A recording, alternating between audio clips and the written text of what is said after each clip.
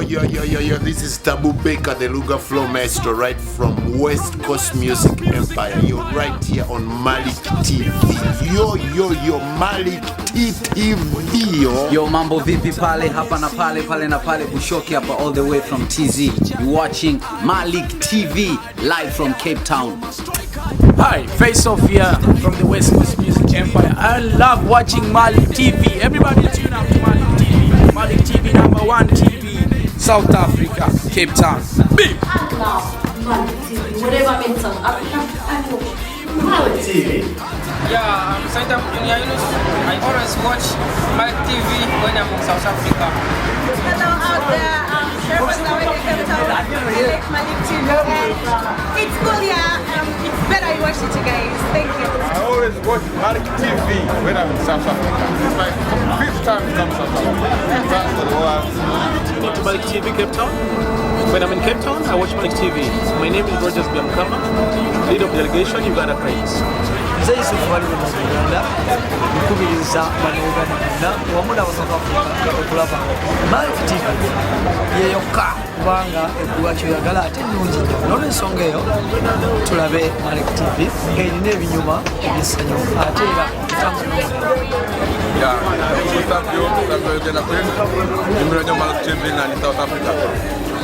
I love TV more. Taking control of the remote means being a little sneaky. Using the power of distraction.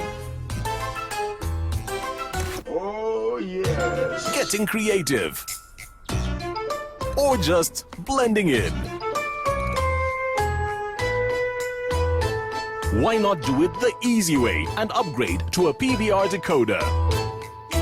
So you can watch one channel and record another at the same time. I am watching mine now. You can record it. Oh no, I am watching mine now. DSTV's PVR decoder. So much more peace in the home. Well, in most homes.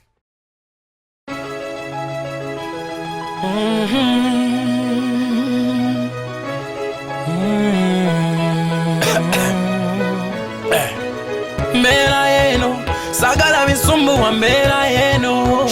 Shap mbera yeno. Sagala stress mbera yeno. Shap mbera yeno mukazigo kange. Oh, bangambye mnonya. Mwebuuza gye nabulira ewa. Mbera yeno bantu bange. Kena kumota nengenda nonye sente. Renzi ponye nendya kuzange. Bezibuze enzira yewange. Sikabira muntu yenna kubange byammwe biwanvu.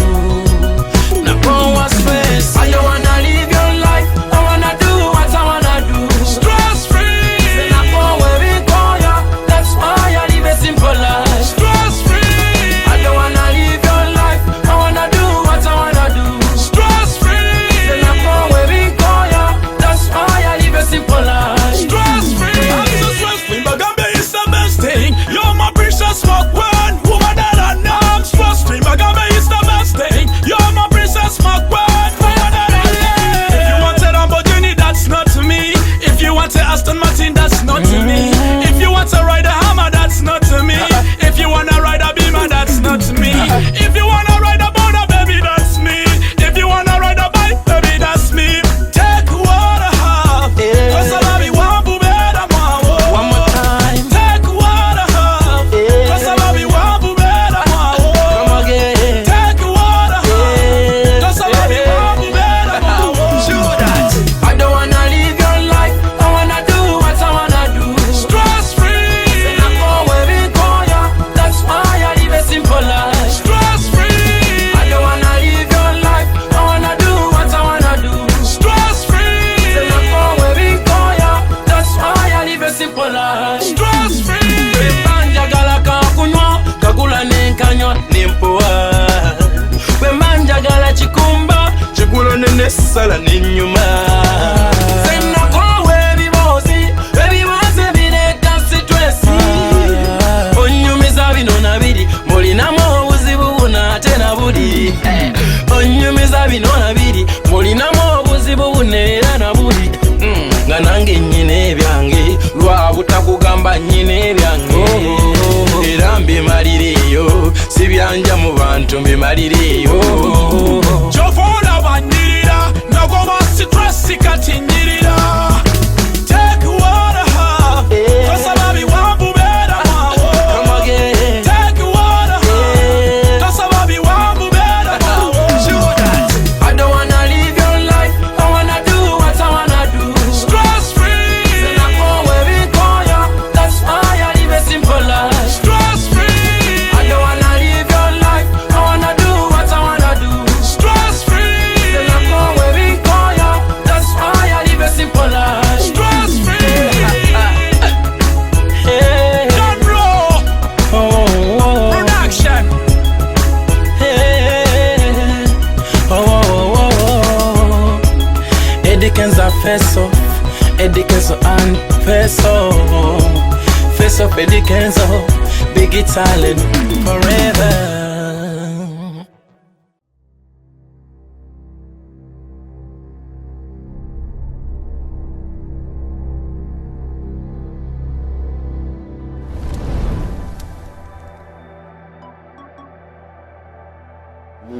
Omulabye omulungi tukwanyiza nte ku Malik TV akawungezi leero ennaku z'omwezi ziri 5 omwaka 2014 nate tukomyewo ne programu yaffe wajje tugenda mu music industry mu ngeri y'enjawulo programu eno etulina music wajyavudde ne wajyagenda ate akamuzika ka leero tukuleetedde bannaffe aba Westcoast Music Empire mu studio za Malik TV akawungezi ka leero mwana mulungi face of tusanze okulaba mate mu studio za Malik TV akawungezi ka leero.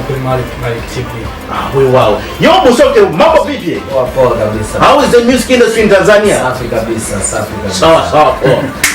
Oh, my big man.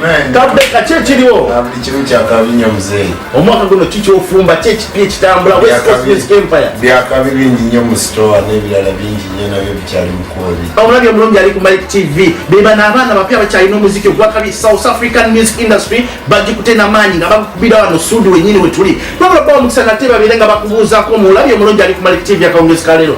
Mwana face of kuza kubatulaba ku Malik TV.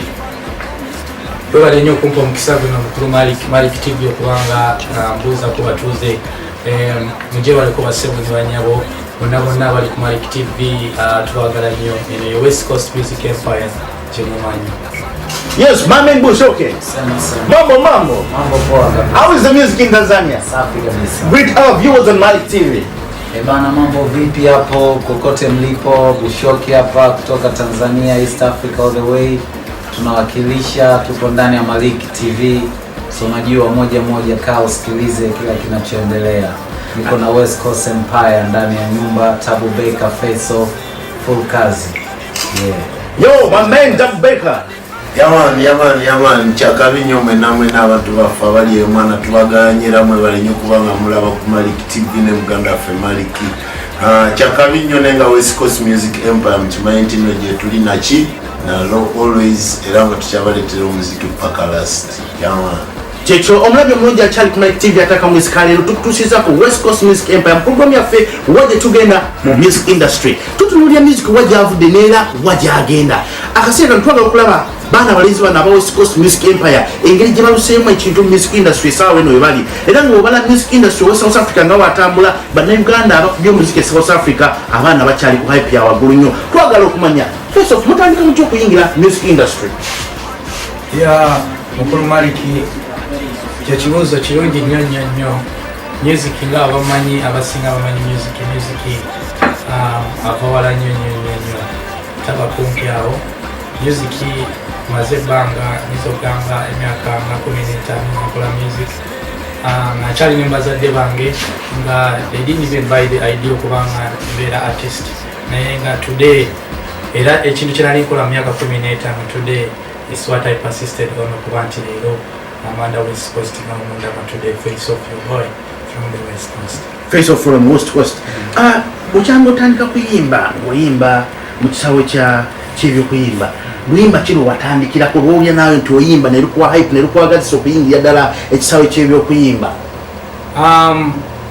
Maze ebbanga nga nnyimba ekibuuzo ekyo kiri tricky lwakubanga ngeri gy'ombuuzizaamu ekibuuzo ekyo simanyi waliwo ennyimba nnyingi gye nze nnyinza obbagamba.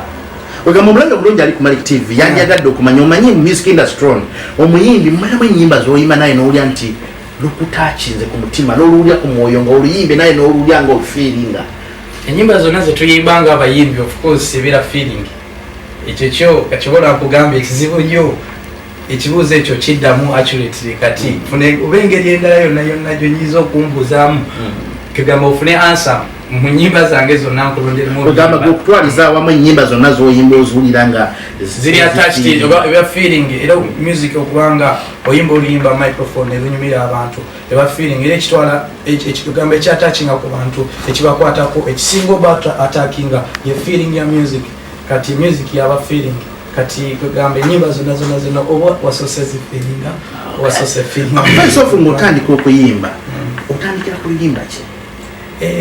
Abanange natandika oluyimba bannange babiyitanga batya in fact nga sirana kubalaga mafin nali nga nyimba R&B that is nga wengambye 15 years ago nali under shelter nga ndi bazadde bange nga nkyali in fact nali first year mu high school wenatandikira naye nga nali na interest mu R&B kati oluyimba lwe nayimba zijukira nali nyimbye oluyimba baluyitanga She's My Love kati nga ndimba mu ngeri ya R&B naye engeri gyombuzizza kugamba I'm so amused okubanga my mind drew back many years ago naye nga kati ndiraga mafin era enyimba zange za West Coast zonna nga omuzulira zalaga naye omulabyo omulungi ali ku TV yandiyagadde okumanya bwe tutumya West Coast Music Empire luyimba kino mwatandikirako nga West Coast bwogamba nti notwatandikirako West Coast Music Empire twakitandika ne muganda wange wuyo Tabu Baker alongside right here twatandika nga yansanga Tabu Baker yali avudde Uganda nga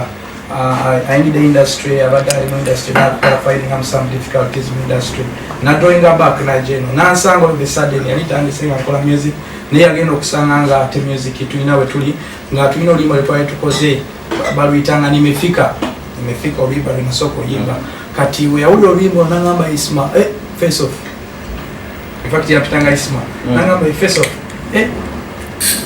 music twandikwataganye ne tutandikira ku luyimba lwe bayita usiku muchana ze naye twatandikira tuyimba usiku muchana okuvaawo twali tulina idea ya duet actually ikanzireke mabega twali tulina okubanga twagala kuyimba nga tuyimba duet naye sakiinako buzibu naye nga kenyini ali interested ne tuyimba usiku muchana twayimba living on the streets nyimba weziri naye wenagambye nti mabega eyo nali njagala nnyo R&B naye today style yakyukamu ndi mu raga muffin na discovering okuba nti I can do better okubanga I do raga dance music kati ate nga muganda wange Tabu Baker nanikwatagana naye bintu akuba hip hop wakabinyo hip hop style ya Tabu Baker kati netubanga netusigaza oluganda era still West Coast Music Empire ne face of naimilanga face of ne Tabu Baker naimilanga ne Tabu Baker oba tukwasaganye nga twagala kwasaganye ekintu nga fera West Coast nga twagala ne Tabu Baker wanene mukulu Bushoke naye wali wano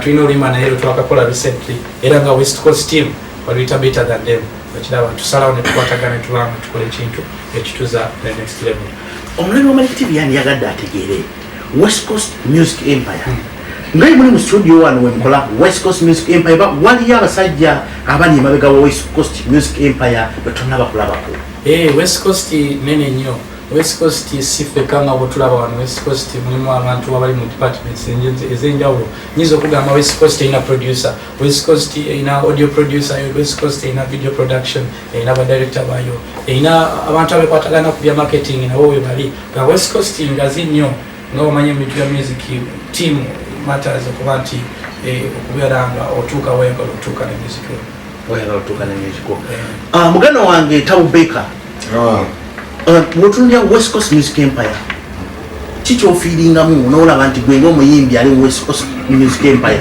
kikyolaba nti mu future West Coast etunuddeyo era agenda kubanga ekimakinga West Coast actually wetutuuseera kati n'okusinziira gye tumuvudde mabega ndaba nti no koze nnyo ate tuyongeddeko improvement y'amaanyi tuvudde wala ne muganda nge face off n'abamu baali tebasuubira nti tusobola okutuuka wano ne at least as per now wetutuuse tugezezzaako nnyo kye tusobola era tukyayongeramu amaanyi naye nga nze ndaba future eri bright nnyo mu maaso ndaba nti kati videos zetukola z'amaanyi ne music waffe yenyininyini abantu basobola okumuwuliriza ne bawulira nti naddala music waddala Tuina bintu bingi nnyo betwaga okutuuka kutwaga kulaba music waffe agendako ku Trace, twaga kulaba music waffe bamulagako ku MTV base. Era nga mukulaba nti nno ebintu ebyo byonna tebiri wala mu Malik. So n'olwekyo nze ndaba nga future eri bright mu Westcoast. Future eri bright. Tabeko otandika otya okuyimba? Okuyimba mukulu wange ko sijja kugamba nti natandika luno oba luli, neze nagenda okutandika okwetegerezanga ebintu by'okuyimba ndozanya mbyagala. Kubanga nze nabeeranga ku ssomero, waliwo obutabo bwonna edda bwe baatuwandikiranga textbooks bwe twasomanga mu masomero. Neze najjangamu stories ezo bwezityo nentandika ate ezo zikolamu ziraimu nentandika okubirapinga ebintu ebyo. So wasanga nga tutudde nga tuli oba musawa ya break time nga abaana baneetolodde, then nga ni mubarapingira ebintu ebyo nenga just ngambirapinga mu rhyme. So nze ngamba nti okutandika interest yange y'okutandika okwagala okuyimba yava ddala. Siyinza nakumanya ddi emenya naye nga yava dda nyo. Awo nyini nga tukyali ku Malik TV.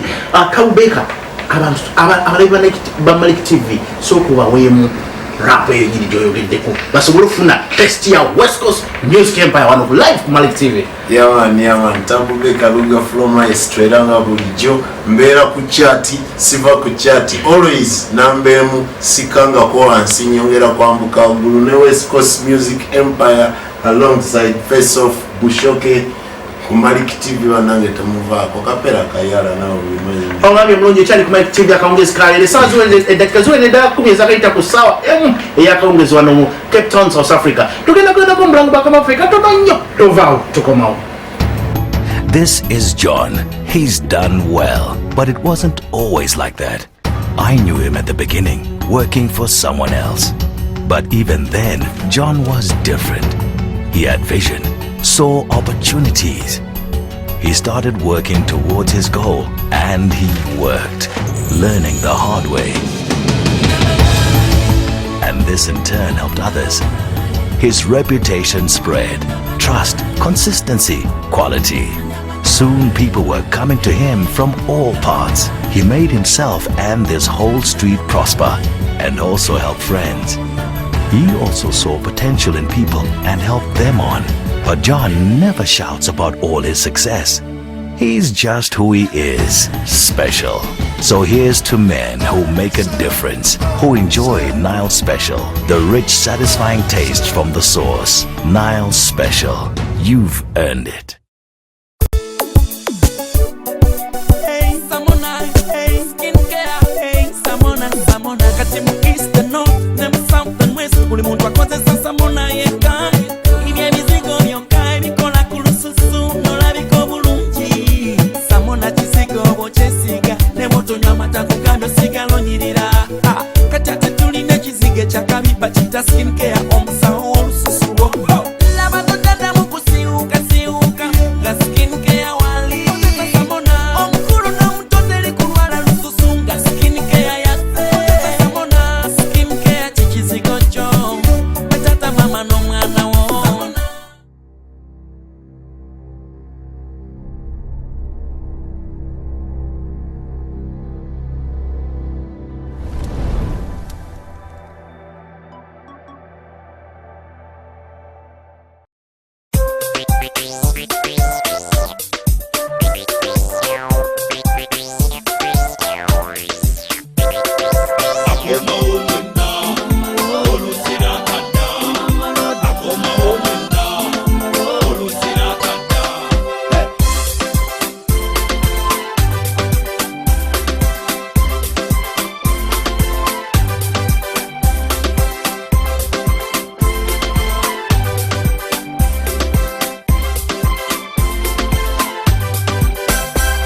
Hata kama ulikuwa unipendi mimi, ungenieleza kuliko kuniacha mimi masikini. Ninateseka, Roda analia, anasema memwacha, na mimi ninalia, Mama Roda amenitupa. Roda umeniacha, Mama Roda utanikumbuka. Mama Roda umeniacha, Mama Roda utanikumbuka. Ungesema nijue kosa langu kuliko kuniacha hapa peke yangu. Miaka mingi nafikiri wewe wangu, kumbe unapoteza muda wangu. Sikiliza, roda nimetaka, nitakupa unachotaka, mwingine zaidi tampata, kamilioni takupata. Mama Roda, umeniacha. Mama Roda, utanikumbuka. Mama Roda, umeniacha. Mama Roda, utanikumbuka. Sima kwange guliyeyo joli, Mama Roda, Yagala mbele ngawoli. Mama Roda, Jobas, niokoe Bushoke nateseka. Jobas, unione kamilioni analia. Mama Roda, umeniacha. Mama Roda, utanikumbuka. Mama Roda, umeniacha. Mama Roda, utanikumbuka.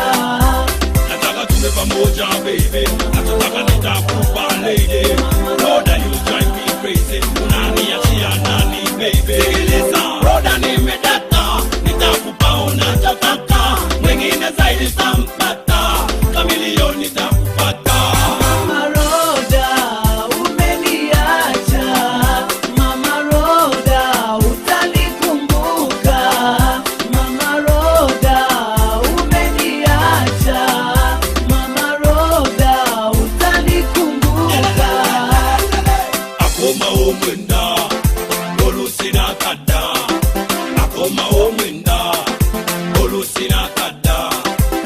Unapokwenda, utanikumbuka. Unapokwenda, utanikumbuka. Mama Roda, umeniacha. Mama Roda, utanikumbuka. Mama Roda, umeniacha. Mama Roda, utanikumbuka.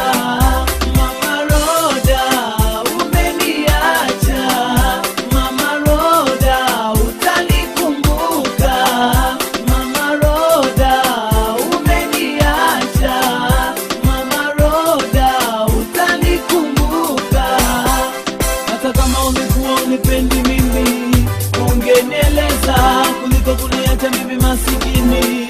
Ninateseka, Roda analia, anasema memwacha, na mimi ninalia, Mama Roda amenitupa. Nataka tuwe pamoja baby, nataka nitakupa lady. Roda you drive me crazy, unaniachia nani baby?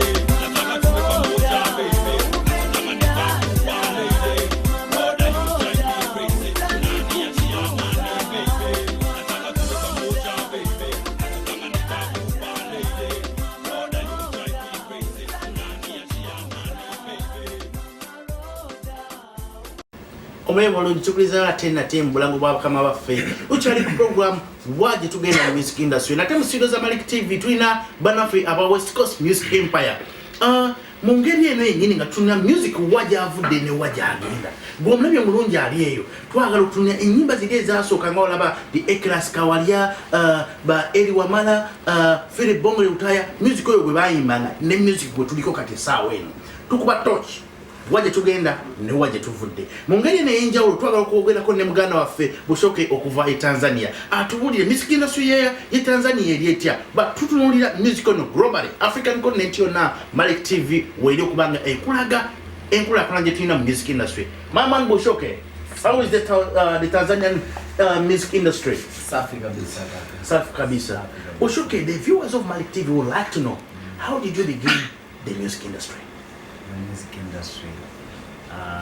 Asante sana. The music industry, first of all, my father is also a musician. He's also a musician? Yeah, he used to be the very big guy in Tanzania. By now, he's just a presenter here in South Africa. He's a journalist at SABC, but he still do music. He still knows music better than I, so he plays guitar. He understands music better than I do, so that's where I started music, and it started just like that, singing different songs till I came to realize that my father was a musician and this what I'm trying to do is music, and I found out that I could do it, so I kept on doing it, that's how I went on. My first album was Barua. In Barua is when there is that song Away Mama Way is the song which made me known even to Uganda. Yeah, when I came to Uganda and then started from there, it went over and over. Exactly where you're starting from and where we are now. We look at the message which was in Barua. Because when you compare the early generation music, which was playing the likes of Amy Ngola, Bikide, and Bikidode, that lady. You compare that late kind of generation of music which was playing earlier on in Tanzania, and you compare the latest music which is playing only in Tanzania. What is the difference which you can give between the old-fashioned music and the new generation music which is playing now?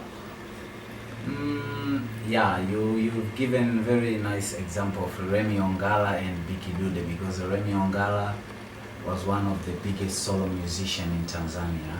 Right. Yeah, and Biki Dude also, and they all just passed away recently. God rest them in peace. But musically, what I can say, first of all, they were doing live music. It was live music that I think even their first step to be known in the music was not background, was not CD music, even their first step in the music industry. So it tells you that the music by that time, it was very challenged, though the economy was very down. Right. So compared to nowadays, the music is very high. Like, we got so much people supporting the music. There is financially somehow, somewhere. Yeah, there is support somewhere, big support somehow, because there is network. Media has really expanded that if you want to promote an artist, you can promote beyond more than what they could before. Okay. So, but the only thing which I can only mention, and which is fact, is that the music is kind of light. The music is not that heavy. The music of nowadays is not that heavy. I don't know if it's only like East Africa or even in Europe, but the way I see in East Africa, the music is kind of light. Because even in Uganda, the people who started music, they used to do live music, right? Live music.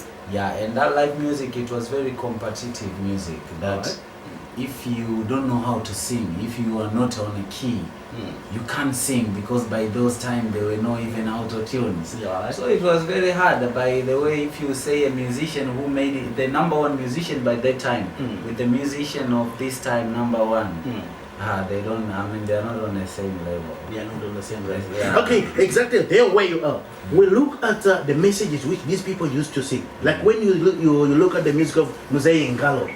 You know that Mzee Ngalo? Ongala, yeah. Yes, Mzee Ngala. So that gentleman would write a song full of message. But when we completely look at the new generation music, it's full of vibe, sound, and entertainment. Yeah, and all this. So where is the comparison? What is all about the new music of this generation? Where are we going and where are we coming from? And by the way, I forgot one thing. Maybe it's still the same thing, but maybe it's just that music, by that time it was only one kind of music. People were singing jazz music, singing music, but nowadays there's so much music, there is so much genre. There is reggae music, there are some people doing raga, there are some people doing rap music. So something like rap music, you can't really say it must be in a live way, in a live band or ragamuffin.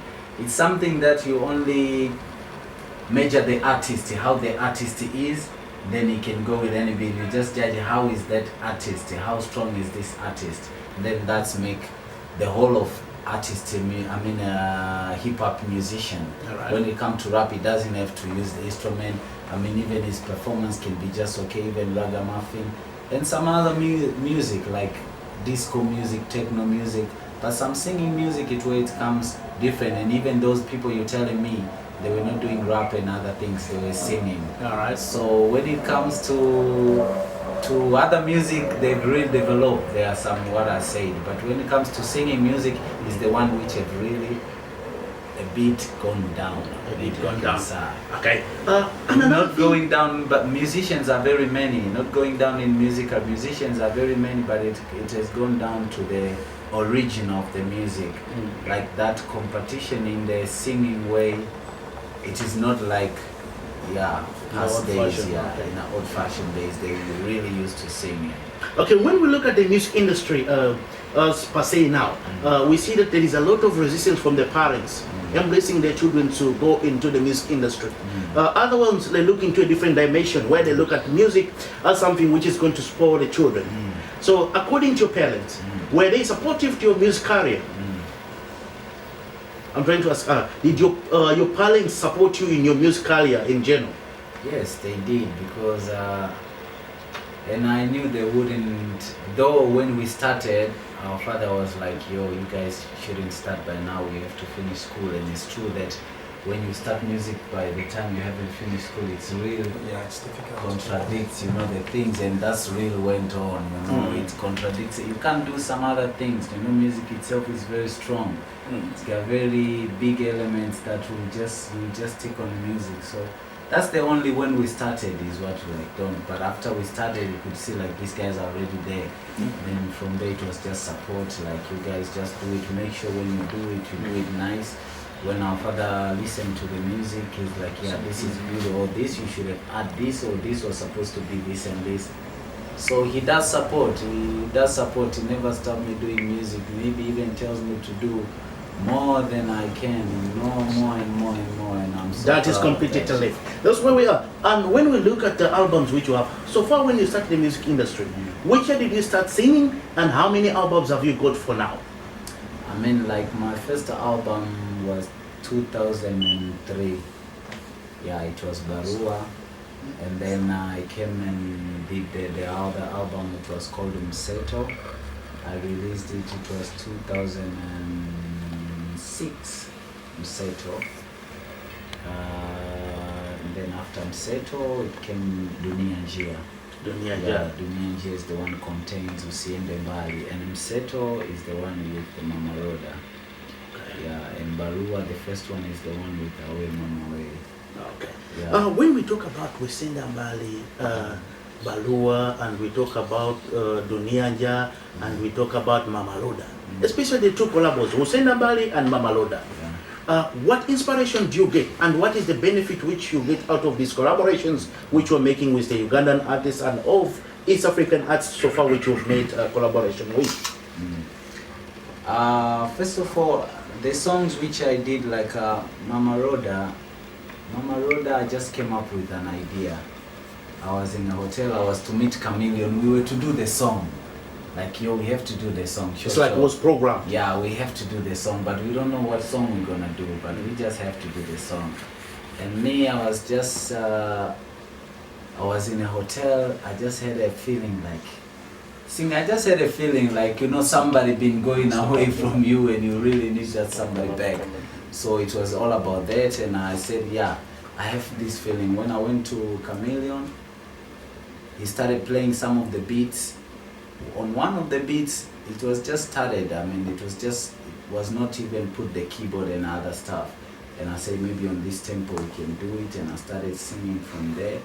We pick it up, and he made the other things. Yeah, he came with his verse and whatever. And even the producer of that song was him, Chameleon himself. He was the one producer. Yeah, he was the main producer. So the song became very nice. And from there, I did the other song with Juliana.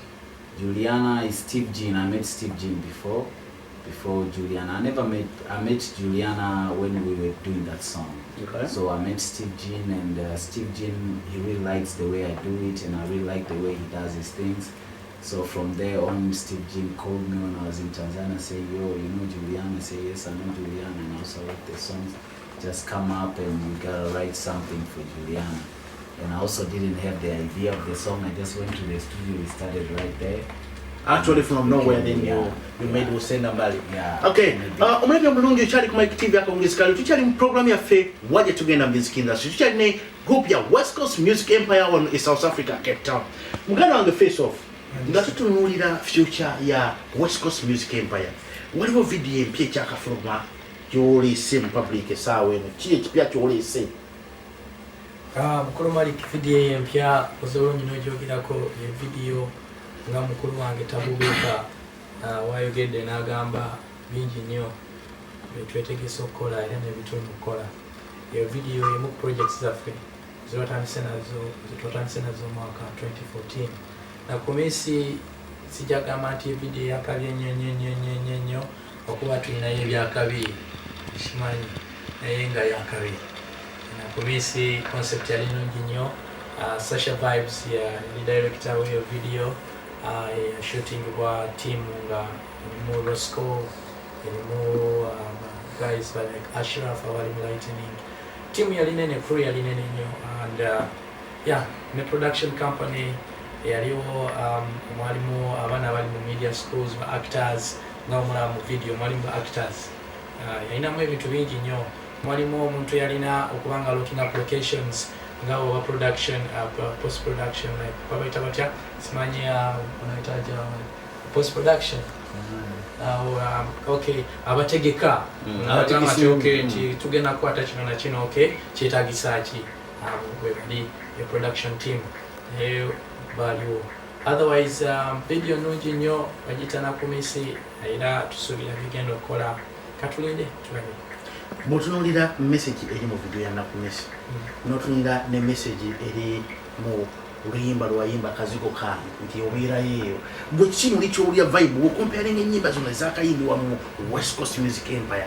ne nakumisi kikyowulira muli olaba nti luno lusi tusokusinga ate ennyimba ziri endala oba zonna zisitukidde wamu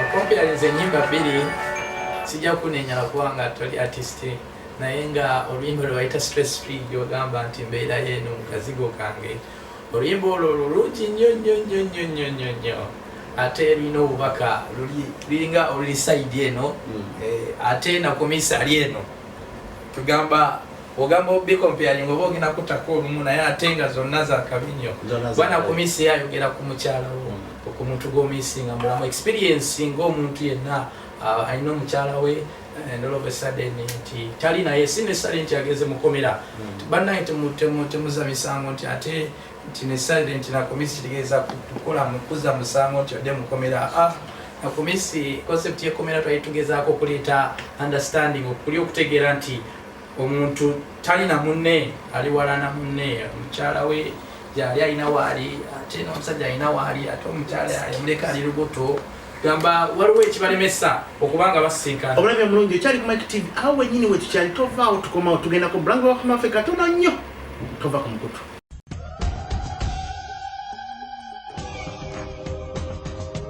At the heart of Uganda's vibrant capital lies a hotel that blends world-class opulence and Pan-African panache in an inimitable fashion.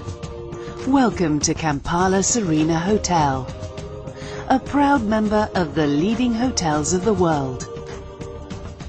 Taking design inspiration from Uganda's abundant lakes and rivers, this flagship hotel is scenically set in glorious gardens, with cooling water a glittering feature. The pool complex is a delightful highlight, and the pool bar provides the perfect spot for a refreshing drink or al fresco meal. Step inside the hotel and you'll be astounded by the space and light, perfectly complemented by captivating Ugandan art and decor created by local artists. The same eye-catching high standards continue into the air-conditioned rooms. Deluxe rooms boast a whole host of modern facilities, whilst upgrading to an executive room brings even greater comfort. And for unsurpassed space and luxury, indulge in a business, executive, or presidential suite. Night and day, the Mist Bar is a great place to relax with a cooling drink, perhaps whilst deciding which restaurant menu to sample. Enjoy Kampala's premier fine dining venue in the lustrous Pearl of Africa. Comforting Italian dishes in the Explorer Bistro, or a wonderful choice of worldwide cuisine at the lakes. If you're traveling on business, the Kampala Serena Hotel Conference Centre is an invaluable resource, boasting all the technological infrastructure you could desire, including complimentary Wi-Fi throughout the hotel and knowledgeable staff to ensure the success of any event or meeting. Whether you've spent the day working or exploring vibrant Kampala, there's one sure way to unwind: by visiting Maisha, Uganda's first world-class spa. From rejuvenating treatments to a state-of-the-art gym, Maisha offers something for everyone.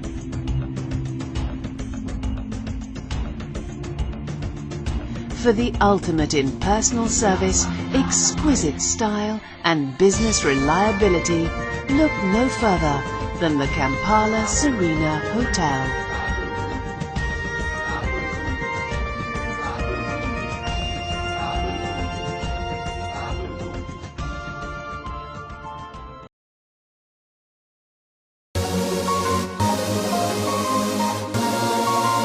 Yo, face off. Lengero muwala. Tabeka, omuwala nga tabu. Eda, edenyo, ganchali muto. Gandhi buje, I didn't know how it felt down the road. Nalin tambulaze down the road. Nensango muwala brown like Brayo.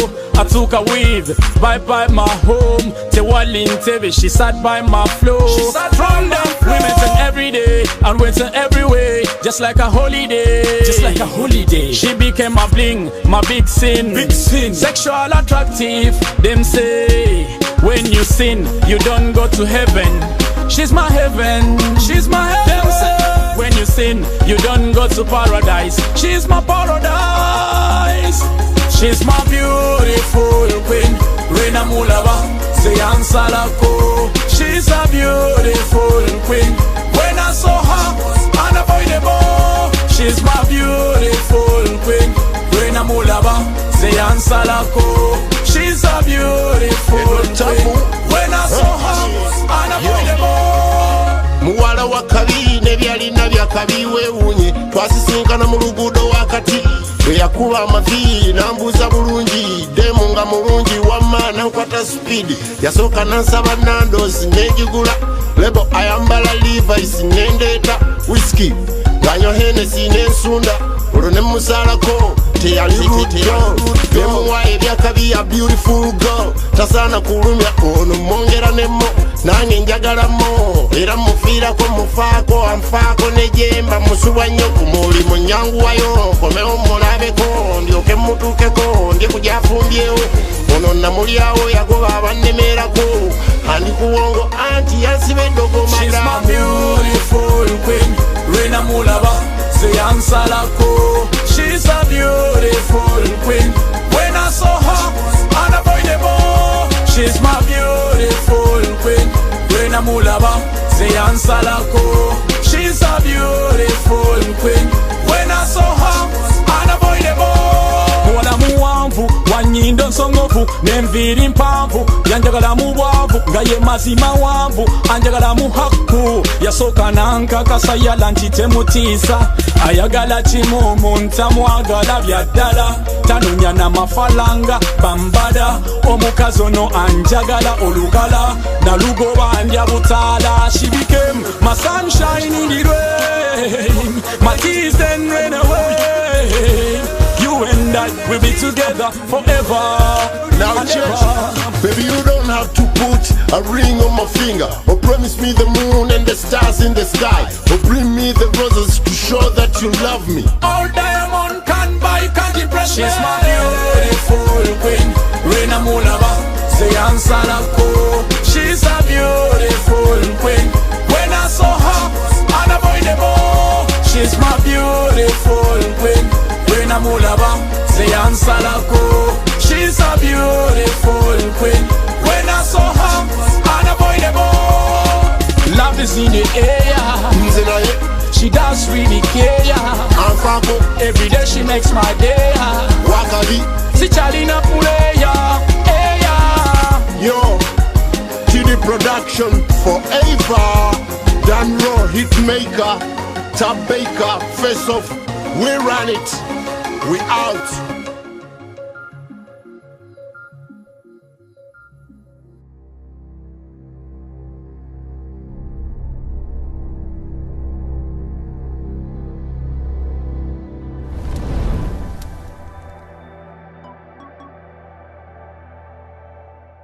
Olabye bulungi tukulisayo mulango bw'abakama baffe eddakiika ebula 10 yokka okwera ssaawa 2 eze South Africa. Nate mu studio kyalina bannaffe aba West Coast Music Empire wamu ne muganda waffe Bushoke. Tukyalina muganda waffe Face Off. Face Off bw'otunuulira West Coast Music Empire ne music industry yonna nga weetambula, buzibu ki bw'osanze bukyanga otandika kuyimba?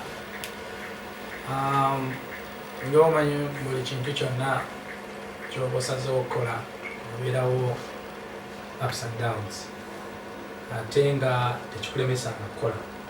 Naye nga mu music so far okwogera amazima badde sinaku experience nga problem obeeramu, naye nga problems eziri minor, era sisuubira nti kyekintu kyenyinza okwogerako nengamba nti ninamu obuzibu bwe buti, otherwise buli kimu kikyali okay. Buli kimu kikyali kwegamba gwe bukyanga otandika music industry tolakusanga buzibu bwonna. Weewaawo ate mu ngeri y'emu obuzibu bulimu obutonotono naye nga si bw'amaanyi. Okay.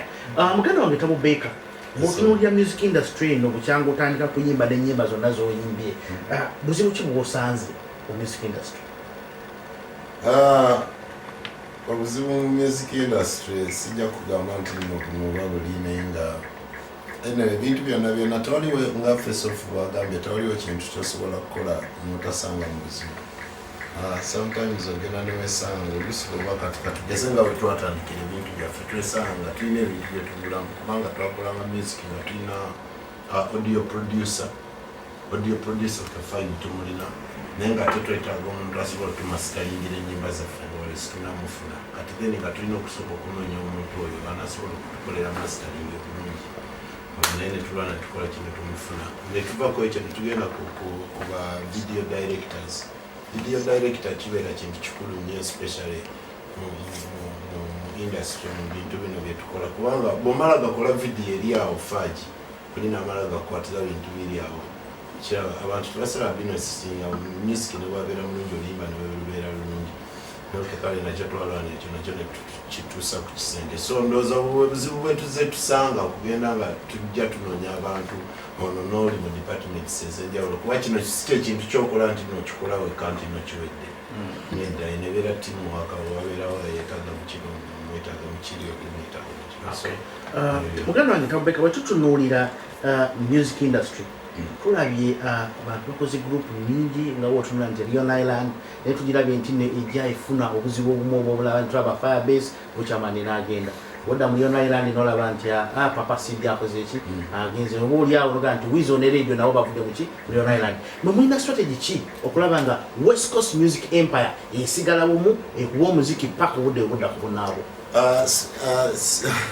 Suubira strategy yaffe era nnene kubanga ensonga lwaki tugiyita West Coast Music Empire kugamba twetaaga abantu bangi nnyo mu kulu yaffe kisegera twetaaga ba artists bangi nnyo twetaaga ba producers bangi nnyo so kati as per now tetusuubira nze ne Face Off bantu no batugenda kwawukana oba nti waliwo ekisobola okutuukawo wakati waffe ne twawukana no twagala kusigala ngaekintu kino tukizimba nga tukitwala mu maaso nga twongera kuba nti no tukyogeramu ate n'abantu abalala. Weewaawo ku nsonga eyo mwenyenyini omulabi akyali ku Malik TV yandiyagadde okumanya mwe aba West Coast Music Empire kiki kye mupulaninga ekipya omwaka guno? Omwaka guno tulina ebintu bingi nnyo omwaka guno nsuubira nti no tulina videos nga 5 before August tuyinza okuba nti no tujja kuba nga tusobodde okuteeka ku ground videos 5 kitunenya ate nazo nebyaffe obimanyi nti no video zaffe zo zibeera nga quality already kati tulinawo ennyimba endala eziri mu audio nazo kagamba nazo ziweerako ekitegeera so kati ndabira ddala ng'omwaka guno ate ekyo kigenda kubeera kyamaanyi nnyo n'okusinga ku last year kuba last year bwogenda ogibalamu yonna altogether music yavudde mu West Coast tubadde ne videos nga 4 naye ate guno omwaka ate nti nakigenda kusukkako kiyinza okusukkako nekisingako ekyo so ndabira ddala nti ate guno omwaka kigenda kubeera kirungi nnyo okusinga ku last year. Okay. awo nyinyi mulabe mmoja Charity Mike TV akaongezeka kyagenda ddala maaso ne program yaffe wajje tugenda music industry mu studio tuli West Coast Music Empire wamu ne muganda waffe Bushoke. Bushoke, when we look at the Tanzanian music industry, what are the challenges which you have made ever since you started the music industry? The challenges are many challenges. First of all, like trying to do some things and you don't get that support you need. And some of the challenges which mostly they come from... Specifically when you talk about support, the viewers would like to know. Which kind of support do you refer to? Are you talking in terms of support by the music supporters, or typically people who have to injecting money for your music to run? No, I'm talking about the music industry itself. I mean, the music industry itself. There is sometimes in order the musicians or in order the game to be good, there is much support as well. Musicians need from the music industry as well. Like no matter how the artist can try, but the game cannot be like America game unless the music industry as well it also changes to be in that way. So like it becomes sometimes our viewers compares artists to some certain levels, and they forget that the music industry of some certain places, it's sleepy. It's sleepy. You know, the music industry in general, it's sleepy. So those are the challenges which us as artists we see like, okay, these are the things like an artist should have this and this and this. After an artist is good artist can require this and this and this. Okay, how does the music industry itself, because artists they get a lot of things, my man, through a lot of different things. So it comes in our places, an artist depends only on shows, mostly only on shows. Yeah, it becomes only on shows. Yeah, artist only depends on shows, so you have to make the show or you have to make the hits in order to make the shows. So that is only the only thing. Music, people are getting, there are a lot of things like ringtones, there are a lot of things like copyrights, and the artists, the music which they play, they should be getting what they should get. Exactly on that same point, as you're talking about the copyright law. When we look at African music industry, copyright law is completely out of the way. Right. And when we look at that dimension, what is the strategy in Tanzanian music industry? Are you guys, the Tanzanian artists, putting any measures to see that you can uplift that system of the copyright law, whereby when you produce your music, for instance, when we talk about Zeyongalo and we talk about Emi Angola and Bikidude, they used to produce music and they used to sell music to the public. But according to the new generation which we have right now, music is just supplied at a free price. So what are the measures? Is it another techniques of developing the music, or it's another technique of bringing the music down back to the ground? The thing is, the technology, it does it helps and it kills only when it comes to the copyright, but it helps on giving them and expanding the music itself. It reaches different directions. But when it comes to copyright, it kills, because you can download, you can do anything through the music. Yeah, and those are the things. So when it comes to download, like things, those are the things you cannot control. But at least maybe you can target some other places where the artist can earn some things, yeah, and become what they want to be and do what they want to do. Okay, typically when we look at African musicians, we completely get a dimension whereby when we look at the musicians, we look at the expensive kind of life, like the luxuries which you're living. When you talk about this kind of life, whereby you, the artists of the African colony, you spend a lot of money on luxury cars, big houses, and everything so far in the system. Is it a matter of fashion that you have to maintain it to make sure that everything is going on the current level? Or it's not about saving? Because at the end of the day, we can completely see that when the time comes that you're out of the industry, you completely have nothing. What do you have to say about that? No, about things That's just a human nature. I mean, like our hearts need things, you know. Our hearts need things even beyond or even things within. So if you can afford to get something, you love to have it, and you don't care about tomorrow because tomorrow is not there yet, and you're gonna work for for tomorrow. But our hearts is always like that. You cannot stop yourself from buying a nice shoe just because of another programs of wherever. If it was like that, then people wouldn't look good, because people looking good and they don't have money in their pocket, you know. So you don't look at that. You just look at what you want and what can make you feel good by then. Yeah, then that's it. Okay. When we look at another dimension whereby we look at the old-fashioned music, we look and we see that you singers or artists, we look at you really go an extra mile of venturing with two ladies and all that kind of life. Are you married? I'm not yet married. You're not married? No, but I have 2 kids. You have 2 kids, but you're not married? I'm not married. Ola yo mnonje Charlie Mike TV akaongezeka lero awe nyini tova kumbuto tugenda kubulanga baka mafika tono nnyo tukomawo.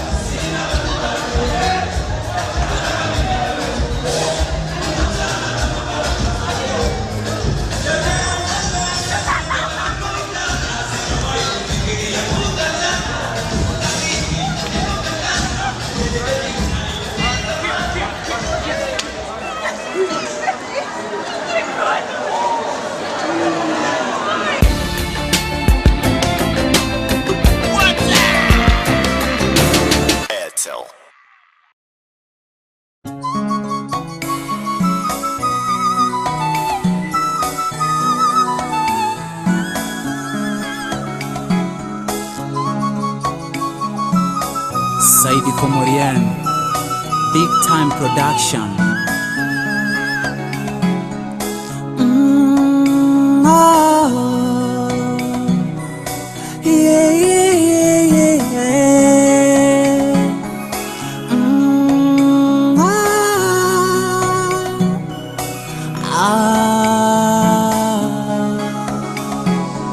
Kila mwanadamu mapungufu yake ye mwenyewe na Mola ndo anajua. Kila mwanadamu mabaya yake yeye ni ye mwenyewe na Mola ndo anajua. Kila mwanadamu matatizo yake yeye ni ye mwenyewe na Mola ndo anajua. Kila mwanadamu machungu yake yeye ni ye mwenyewe na Mola ndo anajua. Jipe moyo usikate tamaa, kumbuka tunaishi kwa nguvu ya Mola. Jipe moyo usikate tamaa, kumbuka umeumbika na wewe umeumbwa. Haya maisha yasije kukuchanganya, ukaabudu wengine ukamwacha Mola. Wale wenye mali nyingi wanamwona lokosa kama mnyama. Mola wasamehe, na sisi masikini kutwa tunapishana kwa waganga. Mola tusamehe, wala siasa wanasababisha tulauana yoyo, wenyewe kwa wenyewe, familia zao kwao ziko salama yoyoyo, si tulauana wenyewe.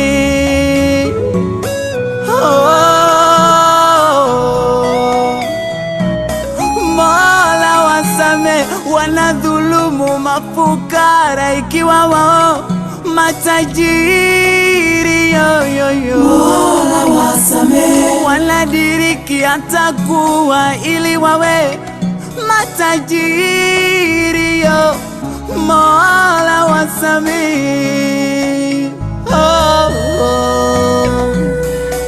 yeah, yeah, yeah, yeah.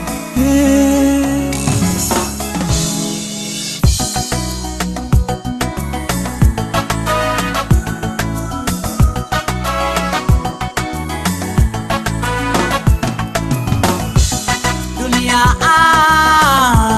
tunapita wewe, pesa, magari, majumba, takataka zote tutaacha. Tabuna lichopanda wewe, kama ulipanda mema utakuta pepo, utavuna. Kama ulipanda mabaya utakuta moto, utachomwa. Wanadhani Mungu abagua tajiri na fukara, yeah, anakubagua wote wake. Wa Mungu wote mwenda wazimu na timamu, yeah, anakubagua wote wake. Unadhani utaulizwa ulikuwa na magari mangapi? Unadhani utaulizwa wewe ulikuwa nani duniani? Unadhani utaulizwa baba yako nani au wewe nani? Oh mama yeye como ye.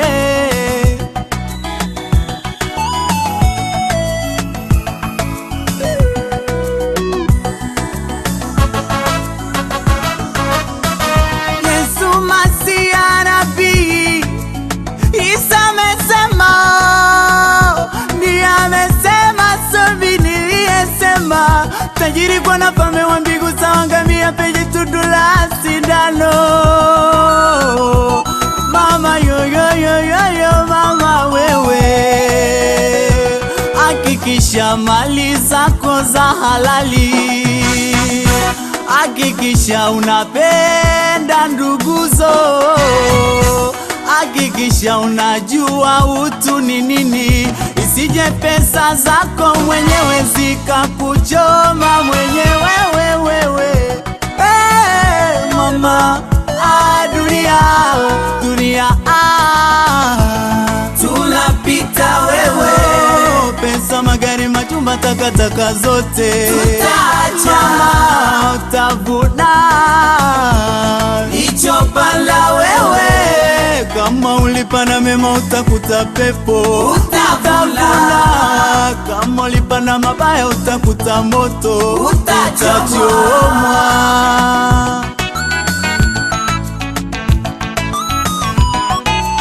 Big Time Production, Advocate Nyombi, oh Ramalida Baba Aisha, Sazon Razon Suberei, Ramalida Baba Neila Baba Aisha, Tabi Saint Tota Shane, Lava Boy Suda Sonja Habo.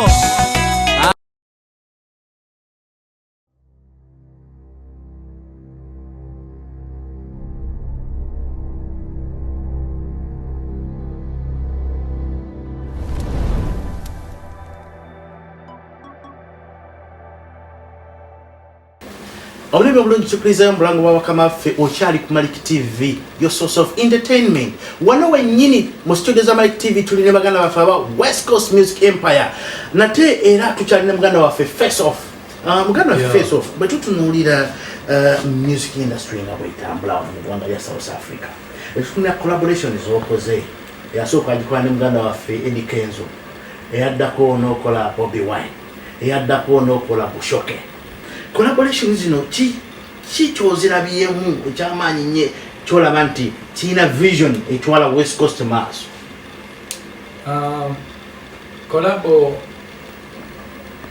generally twakola collabo just idea yajja netusalawo gisharinga era idea eyo gye tuyimbirako netufivuula collabo nga twafuna idea ya stress free ne Eddie Kenzo netubanga tuyimbe stress free ne Eddie Kenzo nenga tekina kyonna kiconnecting oba relating ne West Coast oba big talent because stress free Eddie Kenzo wa big talent Face Off West Coast Music Empire nenga just idea tugatta netubanga nga artists netubanga still netukolamu ekyamakulu era kyobola abantu leero Eddie Kenzo abataliwo nga nina abantu b'ennyimbira osobola okuyimba stress free Eddie Kenzo alina okubanga alina waali nabayimbira nayimba stress free kati nekikulaga nti eri idea ti just mwagatta mugatta netula wansi nkiriziganya tukole kintu era tuyimbe ku kino idea nebulanga awo nyini kulimba lwa stress free tulabye abantu bangi nnyo wano mu ggwanga lya South Africa ne Uganda nga bakomenti nga baga nti olimba lwa stress free nti luyinamu obumulumulu bwelwaleetawo mu public nga bagamba nti Eddie Kenzo yakola lonki oluyimba olwo bwe kitakuyisa bulungi ensonga yo ntuufu oba si ntuufu? Ensonga bwegusosojuulirako Malik bwegusosojuulirako kati abalambe ba Malik TV bandyagadde okumanya kituufu oba si kituufu era nga bwegambe okusosojuulira ku nsonga eyo nsuubira ensonga era obutuufu bwayo bwe butono Mwe bwennyini nga tukyali ku Malik TV tugenda maaso tunuulira music wajavudde ne music wajagenda. Bw'otunuulira music oli omukadde Ekeras Kawalya n'otunuulira abasajja ba Philip Bongole Lutaaya n'otunuulira ba Fred Masagazi abasajja abo balinanga message mu nnyimba zaabwe ze baayita. Naye bw'otunuulira vibe eri mu nnyimba z'ensangi zino mulimu ekidongo mulimu music naye temuli message. Kiki tekniiki mpya kutwala music industry maaso oba just bantu kubeera nga stress avaawo music n'atambulira awo? Ogamba nti temuli message ekyo nkiwakanya akubanga music yena ina idea ate idea eyo tesobola gijja mu bbanga idea yonna eva ku kintu oba kiwali otuuseeko oba kiwali olabyeko oba ekyali kikosezaamuko mu ngeri emu oba endala oba ekyali kikusanyusizaamu kati idea eyo terina just nti erina weeva just gafula idea alina okubanga kituufu nga waliwo ensonga lwaki oyimba era music nkitwala nti emuyimbi yenna alyawo okuyimba si kwangu era omuntu abanga ayimbye akayimba era kawe time muyimirize kiki yali agenderedde minza obaamu obubaka nga gwe osose just notakitegeera naye obwa time ojja kuzuula lwaki omusajja oyo yatula wansi n'akwata obudde bwe obwo n'abutwala mu studio kati music yenna alimu meaning era just kireta difference nga bugambye ebidongo yes naku zino abantu baagala match of ensi ogiraba gyegenda ensi naku zino abantu gyetugenda stress yeyongera kyokola today stress free bamwagala nnyo nga tuzeemabega ku stress free akuba it's true nti abantu bali under pressure ensi ekulaakulana development eyaleeta pressure standard of living nebanga ate expense zeyongerako eddanga expense ya naku zino akiwulira kati nobanga nti kugamba ensonga eyo stress free weyava nabanga ava mu kintu ekyo nsonga ti abantu balina stress balowooza nnyo babeera ku bintu abcd kati music yena abayimbiddwa abalina gyava era tosobola kubanga oine obyatula ebigambo nga toyina reason lwaki obyatula era tosobola kubyatula era ku kigambo kyoyatula oba olina ensonga lwaki okyatulde. Omulabi omulungi okyali ku Mike TV tukyali ne bannaffe aba West Coast Music Empire. Mugalo wange Face Off bw'otunuulira enteekateeka eriwo ensangi zino mu Uganda n'otunuulira music industry eri ewaffe mu ggwanga bwetambula corporate law ekintu ekyo bakisudde mu buuka nnyo ate naawe ensi eno mwoli mwana South Africa tulaba nti copyright law kyekintu ekimu ekikyasinza okubeera ekyamaanyi nnyo wano tosobola kumala gabuukira music wa muyimbi yenna wano mu ggwanga lya South Africa gw'olina nteekateeka ki mu community oba mu Ugandan community gyoteekerateekera music wono okubanga okuuma ekintu ekyo ekya copyright law oba ogenda naye music muteekayo buteesa omugabe free of charge? Mukulu Malik nga bugambye nti nze ndi best Cape Town in South Africa era copyright law weri wano in South Africa era naffe tugezaako following okuba nti naffe tufollowing amakubo amatuufu lwakuba tufunye omukisa okuba nti tuli mu environment nti copyright law ekkirizibwa weri era abantu bakikwasa n'amaanyi abawano unlike ewaffe Uganda naye nsuubira era newaffe bajja bitereeza lwakuba ensonga nkulu nnyo kuba nti omuyimbi anyigirizibwa mu ngeri emu oba endala kiwulira naye nze nga West Coast face off nze music wange na wemba nkoze oluva mu studio mutwala ne mu register wow nga tuli ku nsonga y'emu muganda wange Tabubeeka bw'otunuulira ekigambo ekyo ekya copyright gwe kikifaananyi kyofuna ku music industry wano bwemukola? Ekigambo kya copyright kyo kigambo kikulu nnyo especially ewaffe weesanga nga abayimbi bakola music naye nga balindi webafunira oba music wabasasulira wantu wamwoka mu bivulu byokka bye bakola nesanga ngenda abalala abantu bayimbisa ennyimba zaabwe olinajja n'akasaza ku kompyuta yono ate olina akaweereza oli ne katambula bwe kati nga gwe omuyimbi nga tokoze eki nga tofunyeemu so ensonga eyo nkulu nnyo nsuubira nti nno ab'ebyobuyinza ewaffe bali badde batwala obuvunaanyizibwa yadde nga si kyangu ewaffe okiteeka mu oda kubanga bumanyi ebintu byewaffe nti nno bya misinde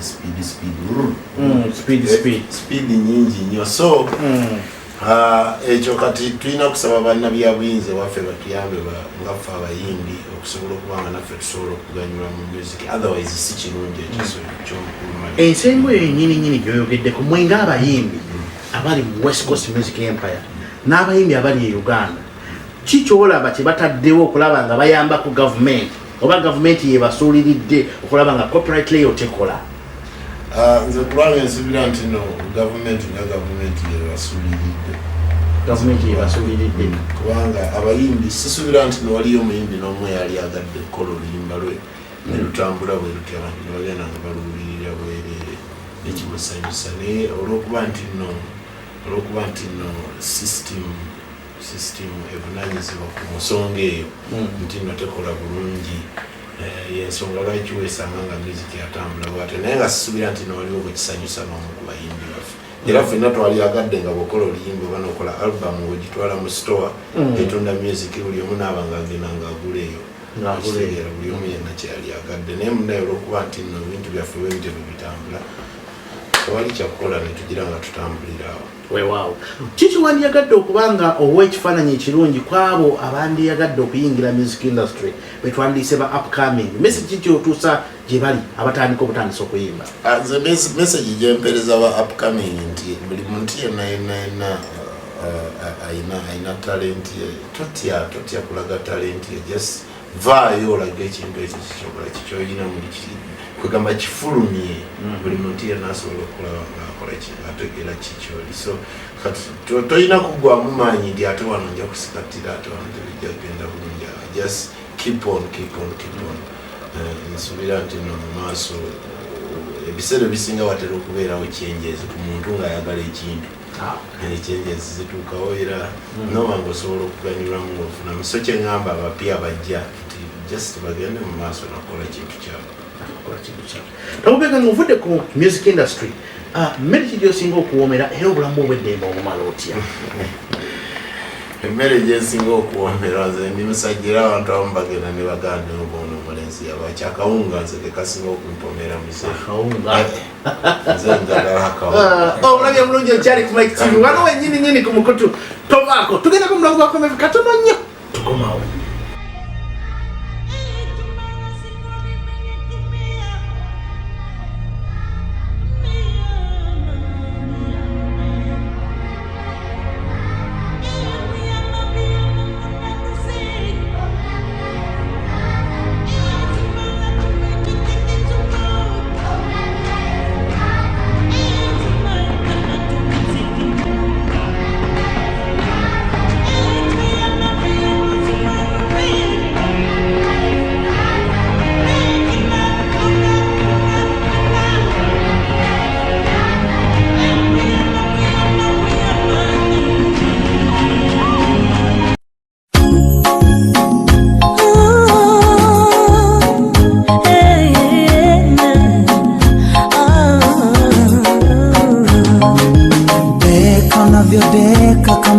moto, nitakubembeleza mini wako. Nitazidi kupa vitu moto moto, mapenzi kupendana si mchezo, na kusihi usije nacha mimi solema, najisi na mimi nisije kwacha wewe solema. Tunavyoishi wanadhani tunadanganyana, si rahisi amini mimi nawe tukatengana. Usiende mbali nami, mimi bado nakupenda. Usiondoke mbali nami, mimi bado nakupenda. Usiende mbali nami, usiondoke mbali nami, mimi bado nakupenda. tangu niko na wewe ni furaha, kukosa tasa ni karaha, bila wewe siwezi ishi, wako mimi sio mbishi. Wanapiga misele kila mara, wanatimua mavumbi sisi twala, wanataka mapinduzi na mapinduza wayawezi.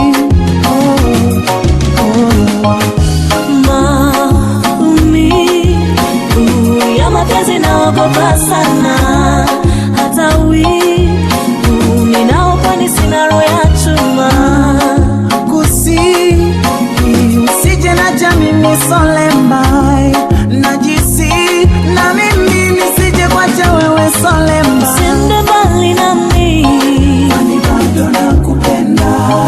Usiondoke mbali nami, mimi bado nakupenda. Usiende mbali nami,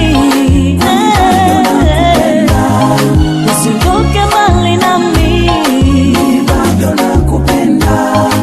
Usiende mbali nami, mimi bado nakupenda.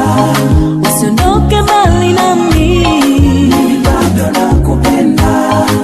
Usiende mbali nami, usiondoke mbali nami, mimi bado nakupenda.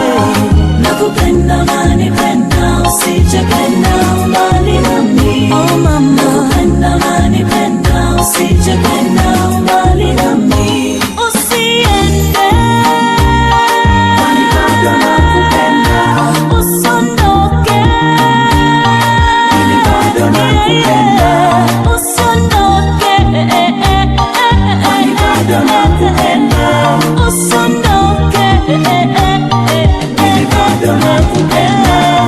nakupenda unanipenda, usije kwenda mbali nami. Nakupenda sana, unanipenda, usije kwenda mbali nami. Nakupenda sana, unanipenda, usije kwenda mbali nami. Nakupenda sana, unanipenda, usije kwenda mbali nami. nakupenda sana, Unanipenda, usije kwenda mbali nami. Nakupenda sana, unanipenda, usije kwenda mbali nami. Nakupenda, unanipenda, usije kwenda mbali.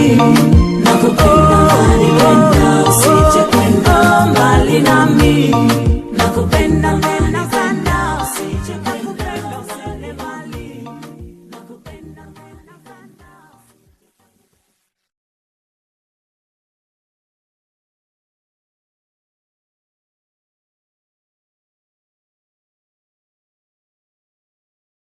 Olwe bulungi tukulisa ate mu bulango bwa maffe tubadde kayimba ka mwana bulenzi Bushoke Busenda Mbali. Bushoke, when we look at that video of Busenda Mbali, what was the melody? What was the melody and all the techniques which you used to see that that video could come up as a perfect one? Because we can see it is so terrific. Yeah, the production guy was called Musta. I don't know what was the production name, the whole company, but the camera guy was called Musta, and he's one of the video camera guys who started shooting nice videos in Uganda. In Uganda. Yeah, so himself is just a good guy, as I was just told that he's Musta doing the video. And I've seen most of the Musta video on East African channel, so I just knew the video was going to be nice and perfect. And the other thing is the location was Munenyo Resort. Yeah, the location itself was nice, so when I just checked the result, I mean the location, and Juliana, she's a beautiful girl, so I just knew this video was going to be... Exactly, there where you are. How did you meet Juliana? Juliana, I told you already, just for good, I met Juliana. But it's very exciting for the viewers to know. You know, it's completely amazing. Yeah. How did you meet this wonderful lady? How did you join the music? Because the melody induced that the viewers would like to know. How do you guys came in touch? You from Tanzania, Juliana is from Uganda. How did you guys make a connection for me? I saw Juliana's music. It was Nabikoa. Okay. Yeah, that one, that song. I love that song. I love the melody, and I said, hey, this lady can sing. Really sing. Alright. I was so touched. Yeah. I was just a fan of Juliana. I said, this lady can sing. I'm a fan of her. And then it happened that Steve Jim called me and say, yo, you have to come up here, you have to write a song for Juliana. It's like an invitation from Steve Jin from Tanzania to Uganda. Yeah, to go write a song, a Swahili song for Juliana. For Juliana. Yeah, and then I was very impressed because I say, yeah, this is good, this is a good news. I mean, writing a song for Juliana, because it was one song I write for her, and the other one we sing together. So I wrote one song for her, I left it there, she never released it. But only this one which we sang together, it's the one which was released and became a big hit. And proud of Juliana because she sang in a way that she confused many Tanzanians and Kenyans. They still think she's one of Tanzania or Kenya, but she cannot be. Just in between the middle of the two. Yeah, she cannot be from Uganda because she sang the perfect Swahili. Is it? Yeah. Okay, so exactly where you have just said, you said that you did write one song for Juliana, and we have now learned that you're also a songwriter. Is it? Are you a songwriter also? You both sing and also you write music. Yes, because my songs I write, but even if somebody can write for me, my song I can also take, but most of my song I write myself, and I wrote for some people as well. You write also for some people as well. Bushoke would like to know how views are there. Are you married? I'm not, my man. I'm not. I'm not married yet. But I'll get somebody sometime, and those things should be there, you know. Every man should have somebody, like a protection in life. Yeah. And a woman is a good protector. Okay, when we come back now to my main voice off, but you know, the music industry. Tulabye ebirungi bingi nnyo ebiri mu kuyimba n'ebibi nnyo ebiri mu kuyimba ne balaga nti abayimbi muli bulafu mulungi nnyo obw'okweja baata. Bwe njogera ku kweja baata nti mulabye abakazi bangi buli gy'otambula n'ogenda ekyotera ekisejji n'olekayo omukyala n'ogenda egiri naye oleka gw'oli otya mu by'abakyala. Omwana mulungi ekyali ku Malik TV. Kuno Malik, ensonga z'abakyala zino ensonga nene nnyo kuba omukyala yatondebwa musajja. Awe nyini okyali naye ng'ate abakyala bwe tetunabaagala nnyo ate ekisoso kubanga ate tubakosa. Omanyi awali ekirungi wabeera ekibi kati oyagala ennyo era n'okubanga bukyayi gye bugenda okuva. Kati abakyala bwe tetulina bakozesa wabula tulina obbaagala mbutufu obwagala si bakozesa bukozesa. Omukyala yatondebwa omusajja. Omusajja yatonda omukyala n'azaala omusajja. Nedda. Malik TV obulamu obulungi okyali awo wennyini. First of all, nga tukyali ku nsonga eyo. Bannange neyaza nnyo okukolectinga waawo. Omukyala yatondebwa kuba na musajja. Kibadengezaako okugamba yatondebwa kuba naki? Namusajja. Omusajja si yatondebwa mukyala. Naye omukyala yava mu lubirizi lwa musajja. Era kyekyo naye nga era tukkiriza nti Katonda yamutonda nti kati omugaso gw'omukazi guli eri omusajja. Era agasa nnyo omusajja nga wano wagambye muganda waffe Bushoke nti era ye protector, ye security. Kati manya abakyala abo tulina okubakwata bulungi. Tetulina kubanga ate okubanga ova eno nodde eno nokwata ku eno eri nokwata ku eri obanga abakozesa obukozesa. naye obanga osaze obwagala abakyala netaga obwagazi wenga face off omulungi Malik TV yanjagadde okumanya oli mwami mufumbo olina kyosuubira oba oli musajja akyanoonya era nkyanoonya okyanoonya wewamuloyo mulungi okyali ku Malik TV akamwezi kaleero eddakiika zibaze ddala abuli mutana ezise ku Cyber za South Africa ate tuli mu studio za Malik TV kubamu byaffe wajja tugenda mu music industry. First off nga tutunuulira ebivulu byozookola East London, Durban, Pretoria, Johannesburg musanze mutya public gye mbadde mukola ebivulu era ki ekibawa inspiration okubanga mukyagenda mu maaso nga muteekateeka ate era n'ekibuuzo kino njagala okiwumbire wamu nga tutegese awards ezitunulidde bannayuganda abakuba omuziki abali wabweru wa Uganda gamba nga Stockholm, USA, South Africa ensi ninyo sijja kuzitotola kuzimayo mwetegese mutukulanga mu meeting awards zino era muziwangule.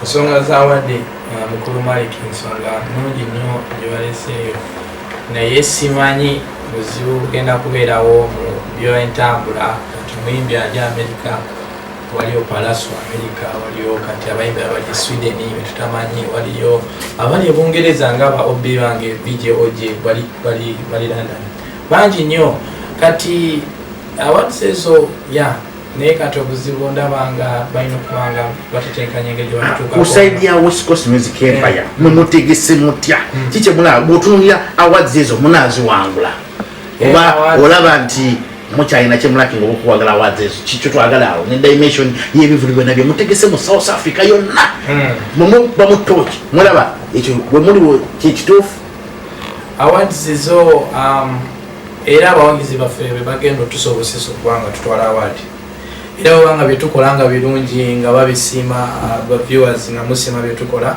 era of course mukulu Malik nja ku assurance senga viewer ngamba nti olaba ti West Coast Music Empire anti nsiima byemukola ne babanga bawera nsobola okujjajo linegamba abadde ezo jinkwasanga nokutenatuuka muzeeyi nebanga ntwala abadde yange bakala kubanga abalabi bano bennyininyini bebagenda okusalawo kati ensonga eyo tugikwase balabi baffe bano era bajjatuulirani atwala awaadi eyo naye nga nsuubira West Coast era bwebanga gyeri era ekola nnyo okulaba nti receiving ebintu bwebityo mu West Coast Music Empire era tujja kubanga tuwerukaminga awaadi senga muba mugitukwasiza era nga abalabi baffe big up West Coast fans mubenga muwagira West Coast era nga muwulidde mukulu Malik nga namusindikira message mumugambe awadde eyo bakiki oba ki agikwase West Coast. Weewaawo omulami omulungi ekyali ku Malik TV tukyagendera ddala maaso ne program yaffe wajja tugenda mu music industry wano ku mutwe wa Malik TV nga tutumbula ekitone ky'ebyokuyimba twagala ddala okumanya ekinyusi ekiri wakati awo melody eri wakati mu kutwala music industry maaso kulanga etuuka mu maaso ng'etangadde West Coast era face off kuba oli mu kimu mu bibiri wekiri kati bwetutunuulira enteekateeka eno eriwo olwaliro mu ggwanga lya South Africa ne music industry buli muyimbi abeerako ekimuyimbira nekitambula bwe muyimbi munooki akuyimbira nawe nowula noga naye mu butuufu omwana oyo yayimbye oluyimba nange nenkola ki nenyumirwa era kyensinga otunira mu music era omuntu okunyimbira ntera nnyo okuwuliriza ebigambo bye njagala nnyo okumanya lwaki yatudde wansi naye obudde obwo n'abukozesa okubanga aleeta obubaka obwo bwayogerako mu luyimba era nze ntunira nnyo obubaka era kyekintu ekisinga okunkwatako mu luyimba nga tuvudde mbuna obubaka bwe tuyimbako nga ffena baatisiti aba bulijjo tuyimba ku bakyala baffe ne tuyimba ku bakyala betulaba ebimuli bye tulaba naye waliwo ensonga enkulu ensonga nga life real life tunagamba natula wansi nayimba kintu ddala nga life nga nawe kenyini wagiyitamu lwaki ensonga eyo tekukwatako kati omuntu ayimba ebintu bwe bityo ebinkwatako nnyo eyo muyimbi abalabi abali ku Malik TV gwe baagala okumanya gwe muyimbi kigwe owulira nga akuyimbira ali mu biseera bikadde ali mu biseera bino owulira nga oluyimba lwayimbye naawe lukutteko bangi menyayo omuyimbi ng'omu kati mubakwano bange bonna abayimbi benyinza okugamba abakatugambe wayagala South Africa oba Uganda oba wa muganda wange njagala ekibuzo kino okirambule bulungi ekitegere bulungi bwe muyimbi ki kati tutademu nti Uganda muyimbi ki gwe olya nti akuyimbira naawe nogamba nti awo omusajja oyo yayimbye oba omukyalo oyo yayimbye bangi wakuba waliwo Abamerika abanyimbira waliwo Abajamaika nanyimbira nempuliriza kati abasajja abo abayimba reggae Jamaica abasajja abo oba otudde wansi nowuliriza abasajja ababetta abasajja aba Bob Marley okubanga baweebwa ebitiibwa ebyo byebafiiramu abasajja balina ensonga lwaki balina ebitiibwa ebyo kati otula wansi nowuliriza abantu kati njagala okumanya mu bantu beeri ewala mu bataata baffe mu bajjajja baffe mu music oba mu baganda baffe betuli nabo right now betuli nabo mu music kati tunule Uganda music industry kati baganda baffe betuli nabo right now mu Uganda industry kati Chameleon muganda foyo anyimbira bulungi nyumirwa nnyo ennyimba ze zirimu obwakanga ddala true story ya life true story Bebe Cool nalifaanwa Bebe Cool sijja kuzisiimu obani Bebe Cool muntu yayimba bulungi from the start nali njola ne music we ne Bobby Wine kati buli omu wabanga tuse ku party eyo kwata ku bulamu ennyini nayimba ku bulamu bonna bawuliza bayimba first of bw'otunuulira music bwe twatandikirako oli bwe twayogedde mu Fred Masagazi ba Irima Wamala ba Philip Bongwe Lutaaya olaba ki ekyetaagisa okukyusaamu okuva ku music ono okutuusa ku ono owamwe muli okwongera okusoomookamu tutuke ku ekyo kyennyini kyetwagalira ddala okubanga tutukamu ekyetaagisa okubanga tukwongeramu kati ekyetaagisa munange ebiseera ebisinga oyinza okulwawo kiraba nga olaba ebintu ebyaliwo edda si bye biriwo kati enkulaakulana n'engeri gyejjamuko tekinologi yakyusa kati mu music manya nti ekikyusa music nga muganda waffe Bushoke yakyogeddeko oba mwawuliriza bulungi nti edda music tekinologi gwe bali bakozesa si olwanaku zino nti edda nti abantu bayimbanga kola music oba tosobola kukwata ki olwala obivuddemu naye leero osobola otula kompyuta kino oba togikutte notereza musika ki nogikwata kati kwegamba byebyo ebintu era bigenda okubanga bisobozesa music okudda amaaso oba kugamba okutunda kuba torch walaba nti enkulakulanya technology ne music wabeerawo technology wabeerawo music kati music oyo technology oyo ate yaboostinga music okubanga ate agenda eri abantu okubanga era n'oba oyimbye kati lwaki Eddie Wamala taliwo saawa zino lwa technology Eddie Wamala muyimbi ate asingira ddala omuyimbi ayimba kati Eddie Wamala alina experience ayimbye ennyimba era n'omuleeta ku muyimbi wakati ajja kuba musinga kuba amanyi okuyimba amanyi naye kireeta okwawukana era technology when I come back to my brother Bushoke from Tanzania, when you look at Ugandan music industry, we look at a lot of conflicts, a lot of grievances between different artists. For example, you look at the Rio Nala, people fighting, people breaking off from each other. You look at the Faber's crew, Butcherman is leaving and other people are leaving. I will not mention a lot of groups, but there is a lot of controversies within the same fellow artists. We want to know what's all going on in the music industry when we look at your life and look at your music career in Tanzania. Are you also experiencing some difficulties with like Professor J, Kidi Benzi in Tanzania? What's all about? Is Tanzanian music all about friendship? Is all about conflict? What's the meld into there and what's the mission? How is your music moving there? Is it also the same whereby you see as other artists are falling apart from the group and others are joining? What is the in between the gap? Yeah. First of all, like conflict is not a strange thing. Like it depends what people thought about. But to find conflicts some places is just are you trying to say that misunderstandings? Conflicts are healthy? No, they are not healthy, but they are there. Misunderstandings are always there. When people misunderstand one another, it becomes like that. And even in Tanzania, there are some people, yes, they do get misunderstanding by one another. Even in Uganda, yes, they do. But the other thing which I just thought about when you're asking me is that also the media, we find out like radios or bloggers, the people with blogs, they come up like they want to write stories, and most of the stories, they are good when people fight, especially superstars. So by the way, artists themselves do not know, but I guess on my point of view, media also tries to push it, because media, when they hear something, even if it's not complete fight, but then maybe they are the one can push it because they will interview it live. So how do you feel? What was it? So do you like it? So what do you say about? Then the guy gonna diss about. So already the media, they gain something. Media gain the viewers. So it's the because media viewers gonna creating the listen. war. Viewer will be listening to that program, which will put maybe Chameleon and Bebe Cool live saying about their beef. So media is gaining, but the artists do not gain, even if one of them wins. But if it is a stupid thing he won about or she won about, after some days it will look stupid. So gaining from fight for artists should just gain from singing. Yeah, from fight, artists cannot gain from fight. So rather the artists must gain from singing, not from fighting. Okay, from the same point of view, when we look at the dimension of Tanzanian music, what is the way forward? The music is going good. The music is going good as we copying. You know, East African music, we're still copying to those who develop. So we're copying good, and they are also trying to come on the other way. Yeah, things gonna get okay, you know. Beginning, it's always got challenges. Yeah, you know. Yeah, we're pushing. We are reminding one another what to do, and we also work hard because we believe, like, though with those,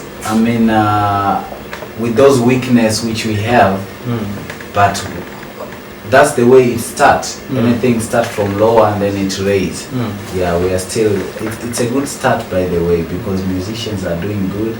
They are progressing day by day. Musicians are coming, and challenges, questions like this, they come and we learn from the question as well. Like you ask, what about this? What about that? So we learn about, and I hope the music gonna go further. Okay, right there where we are. When we look at, despite the fact that the music is growing, and despite the fact that we are you putting the music forward to see that you can impress the public, entertain the public, what else are you looking up for in music? Is to impress them, because the music. Apart from impressing, apart from entertaining, is there anything much that you're looking after to see that you can catch it up? Yeah, music. It's internationally.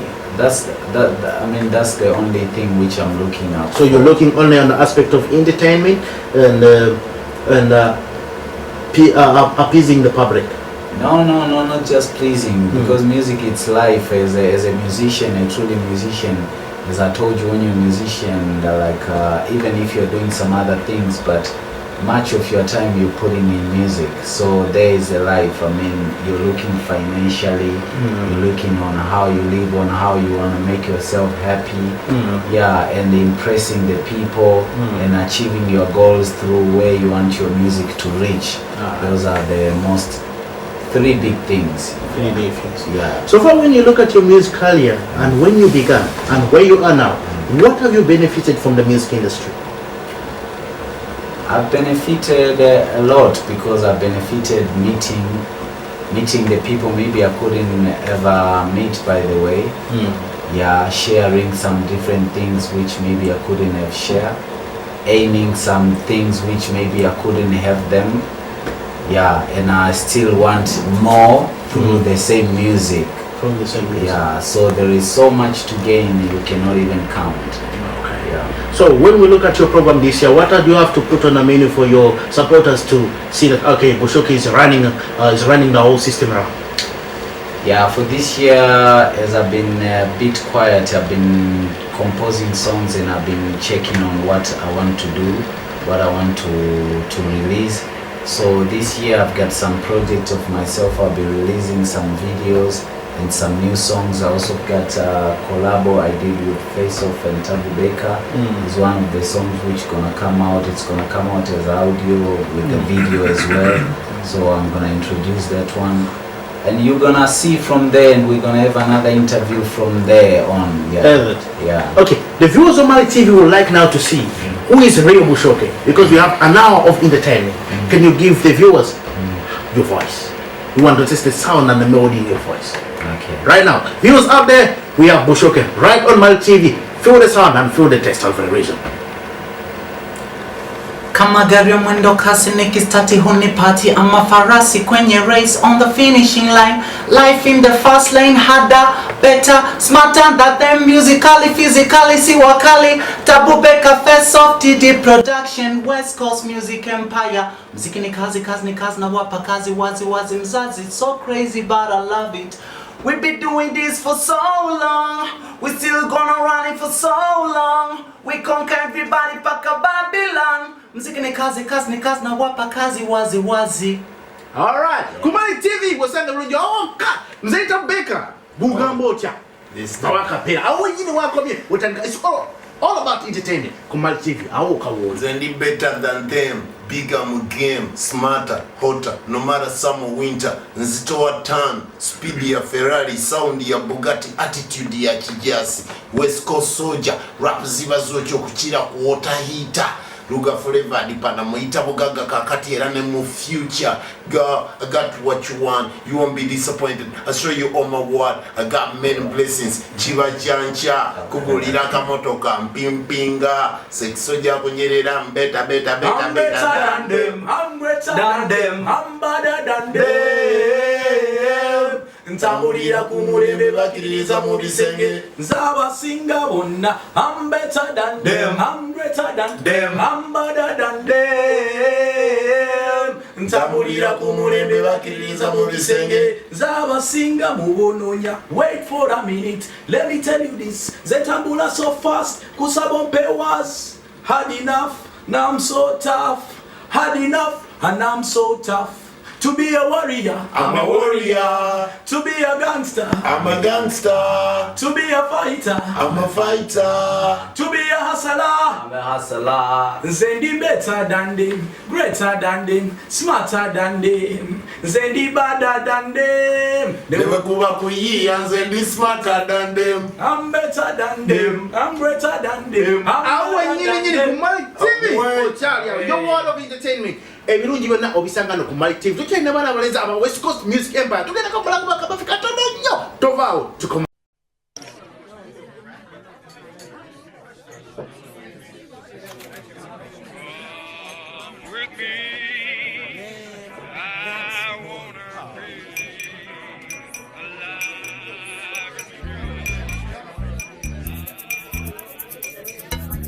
I wanna be alive and free. I wanna be alive and free. I wanna be alive and free. I wanna be alive and free. I wanna be alive and free. You and me. Uganda Waraji, the spirit that binds us.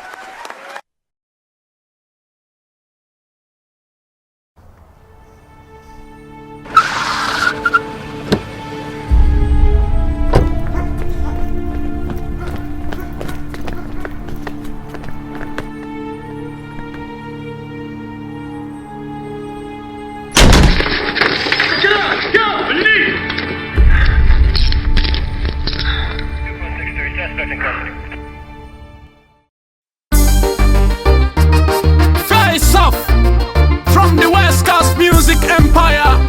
West Coast Music. West Coast Music. Mimi nakumise wendo mupenze na kutamane sili ugale na niko mbali usijale. I defend it.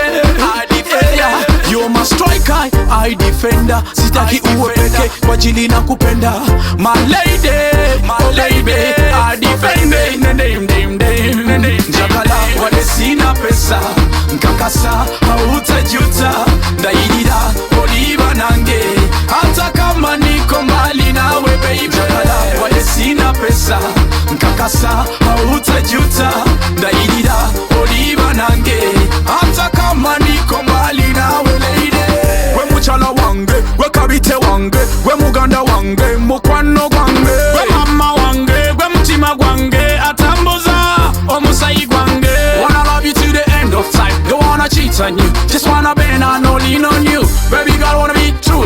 wanna be good to you. Hata kama niko mbali, sina pesa, nkakasa hautajuta, ndaidira oliva nange.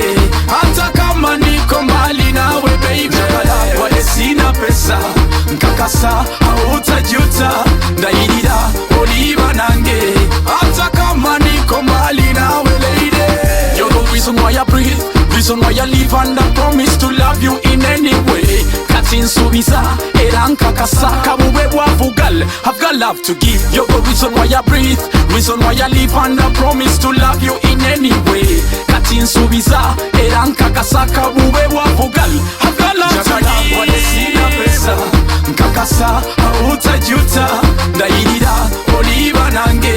Hata kama niko mbali nawe baby, wale sina pesa, nkakasa hautajuta, ndaidira oliva nange.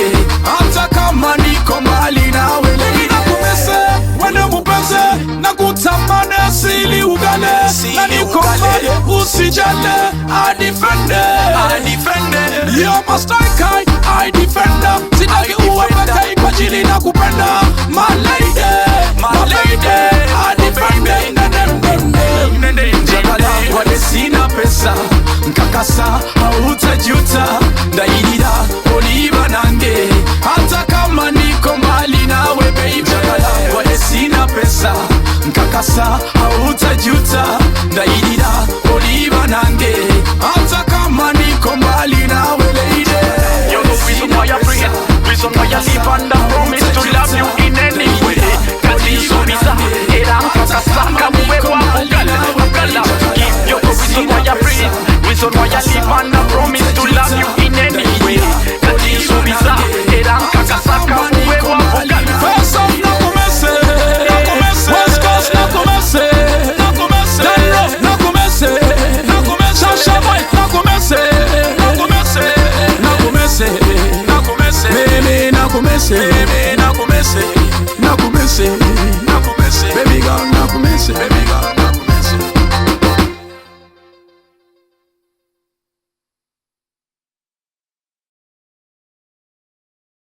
Omulabye mulungi tukulisaayo mulango bakama waffe tufundikide n'akayimba ka muganda waffe face off ka nakumisi. Muganda wange face off botunira akayimba ka video ya nakumisi eno gye wakoze erimu ebintu bingi, enteekateeka eyo yabadde etya kukola oluyimba? Era nga ogambye erimu ebintu bingi, era n'abantu abali mu nteekateeka y'okukola video eyo baali bangi nnyo. Era mwalimu ba director, Sasha Vibes yali director, mwalimu camera crew yali agikulembera Rosco, mwalimu lighting crew, mwalimu Ashirafu, nombawo aba production nyini abali behind the production balinga batano, mwalimu omwana gwe bali bayita Monde mu Zambia yabikolako, nembeeramu ne ba actors. Gamba project abantu baali bangi, enteekateeka twamala emyezi 3 nga twetegeka okukola video nakumisi. Chobola byonna ebyavaamu kyensanyusa okuba nti era abantu balabanga ddala bintu bingi nnyo era kimpa okubanga nfunisa. Bwe obudde bwo obweddembe ng'ovudde ku by'okuyimba obusibenga otya? Obudde obweddembe nze njagala nnyo okubeera awo nga mpuliriza music, njagala nnyo okubeera awo nga ndaba abantu abangi nga bali awo basanyufu, kyekisinga okunnyumira mu nsi muno. Era nfuba nnyo okulaba nti ngenda nembeerako abantu abangi, nange nefuna ekyokunywa kyange oba amazzi oba nsaze okunywa kyeneetuula nembeetegereza nenyumirwa wamu nabo. Obudde bwange bwe businga okunyumira obwo. Ng'ovudde ku by'okumala obudde awo, mmere ki esinga okuwuumira gwenka oli awo ne mu budde bw'obweddembe? Engeri gye nalyanyo akawunga, nze akawunga sikekanpoomera nabeera nnyo mu bisulo. Kati muceere gwe kunkolera naye nga akawunga asipanawo ndi akawunga nempomerwa naye nga just abaali bantamiza akawunga abaali batadde mu boarding school naye nga kawunga muceere naye omuceere wegamba Westcoast Music Empire kwatulatunde mugana waffe Tabu Baker ntutunulira naawe akawunga kabakolera akawunga super. Okay. Ochali ku Malik TV omulabye omulungi tukyagendera ddala maaso eddakiika zisikadde 10 okula nga tufunikira programu yaffe eno yakawungeezi kaliro wajja tugenda mu music industry tutunulira music wajja avudde ne wajja agenda mungeri yemu nga tutolidde embeera eri mu music industry saawe muganda wange feso mu nsengeka y'ebigambo message eno gye mugizimba ani akuwandiikira ennyimba ani asengeka ennyimba zo ennyimba zange nzazewandikira ate si nti buli luyimba nti mpandiika waliwo ennyimba zenyimba kati nga stress free nayimba buyimbi saawandika na kumisi nayimba buyimbi saawandika nobeera ennyimba zempandiika naye nga tubeera mu studio mbeera mu freestyle ne mu creating nga omuganda waffe wagambye mutulansi ne mu creating era tutera nnyo okumala obudde bungi nnyo mu studio muganda wange Baraka atali wano yayinza obbagambako mugamba muganda wange leero tugenda waddanu okulaba muganda waffe ddanu okumukyalirako nga yatandikirawo okwerabika agamba leero nanti tukeesezaayo nga nebulangiti atwala kagamba tubeereyo netutenkanya okakana nga tujjemu ekyamakulu ng'ovudde kulambwa music industry gwe olinayo omulimu omulala gwonna gwokola nga toli ku bya music industry yesebo ng'omanya music tasasulirawo nsi ekintu kyokolerawo naye nga with the love baawe bagamba buli omu okolanga kyosinga okwagala kati nze music kyekintu kyensinga okwagala mu bulamu wange njagala nnyo music to the extent abazadde bange wali tebaagala nnyimbe naye nga ate nali njagala nnyo music era nga bane bamala ne bakizuula nti omwana ono katumuleke like ekintu ekyo akyagala era alabika aliredde okubanga kyaliko kati apart from music era mbadde nga omanyi obulamu obutetenkanya nze South Africa mbadde nasomako nga nasoma UWC University of Western Cape nga wadde samaliza degree yange abangi abakimanyi samaliza degree naye nafuna ku magezi aga business amagezi ago gwe nagafuna netandika okubanga ngateeka mu practice nebanga nange ngezaako okubanga ngendera ku byabalala abalala be bakola okuba nti babeerawo nange nebanga nti today nange nsobola okubanga na idea business era okubanga nange ntetenkanya kino nakiri nti nsobola okugula wali mulokoba nenjikola oba nenjitunda nenfunamu oba nenkola ebintu bingi nnyo kyonna ekituleetinga okuba nti mulimu okubanga kiteekanya okubanga nfunamu weewaawo ku nsonga yemu eyo tutunuulira music wa Uganda wajavudde newajagenda first of bwe tutunuulira ku nsonga eri mu music industry esaawa eno netulaba nti music akola music agejja ava ku level gy'aliko agenda kuki ku level endala twalaba oluyimba collaboration eyo gye mwakola ne mwana mulezi Bobby Wine nobianali ne mwana mulezi suspect collaboration eyo botuna message gye mwali mugezaako okutuusa eri abantu batutumira video eyo netulaba nti ganyooke message ki eri awo wakati awo message emaze mutuusa eri abantu muzeeyi nga omanyi buli kintu kyonna kyonna kirina abagoberezi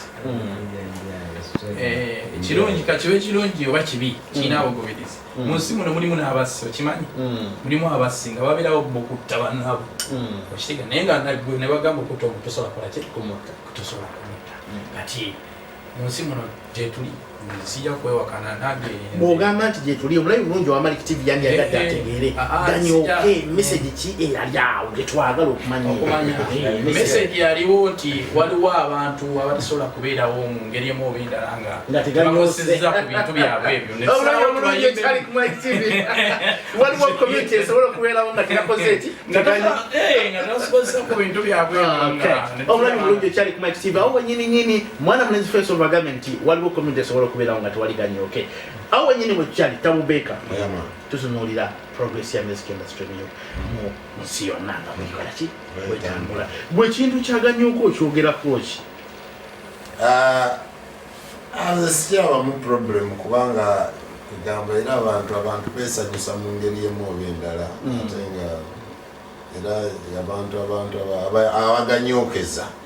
abaganyokeza bo baki bangi okitegeera so kakati omuntu bwoba oganyokezaamu naye nga toleeta sitole ku muntu oba nga tozalawa muntu oba nga tobbye muntu okitegeera so kati tulina okuganyokeza ffe kale nga abaganyokeza tulina okuganyokeza naye nga tumanyawo we tukoma tuleme ganyokeza ate mwana atwala eri kuyomba n'abantu tuganyokeze ate nga tulwanyise ne bannagamba muganyokeza ne mukiringa netukola ebitambula ebigenda weewaawo omulabi omulungi ekyali ku Malik TV tukyali na West Coast Music Empire wano mu kibuga Cape Town. Malik TV ekuweereza ekutuusako your source of entertainment, your source of knowledge.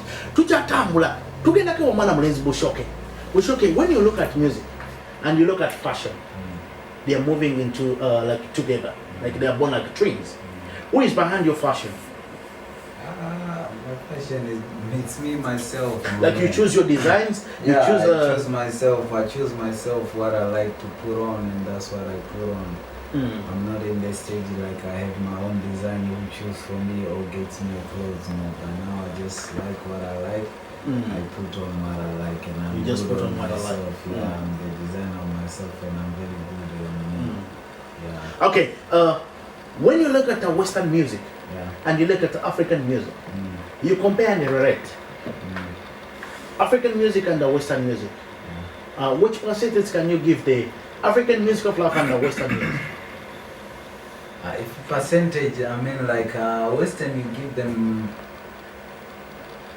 because Western music, when you talk about Western music, you mean international music. Definitely. It's just internationally because it contains so many people who tried hard to go internationally.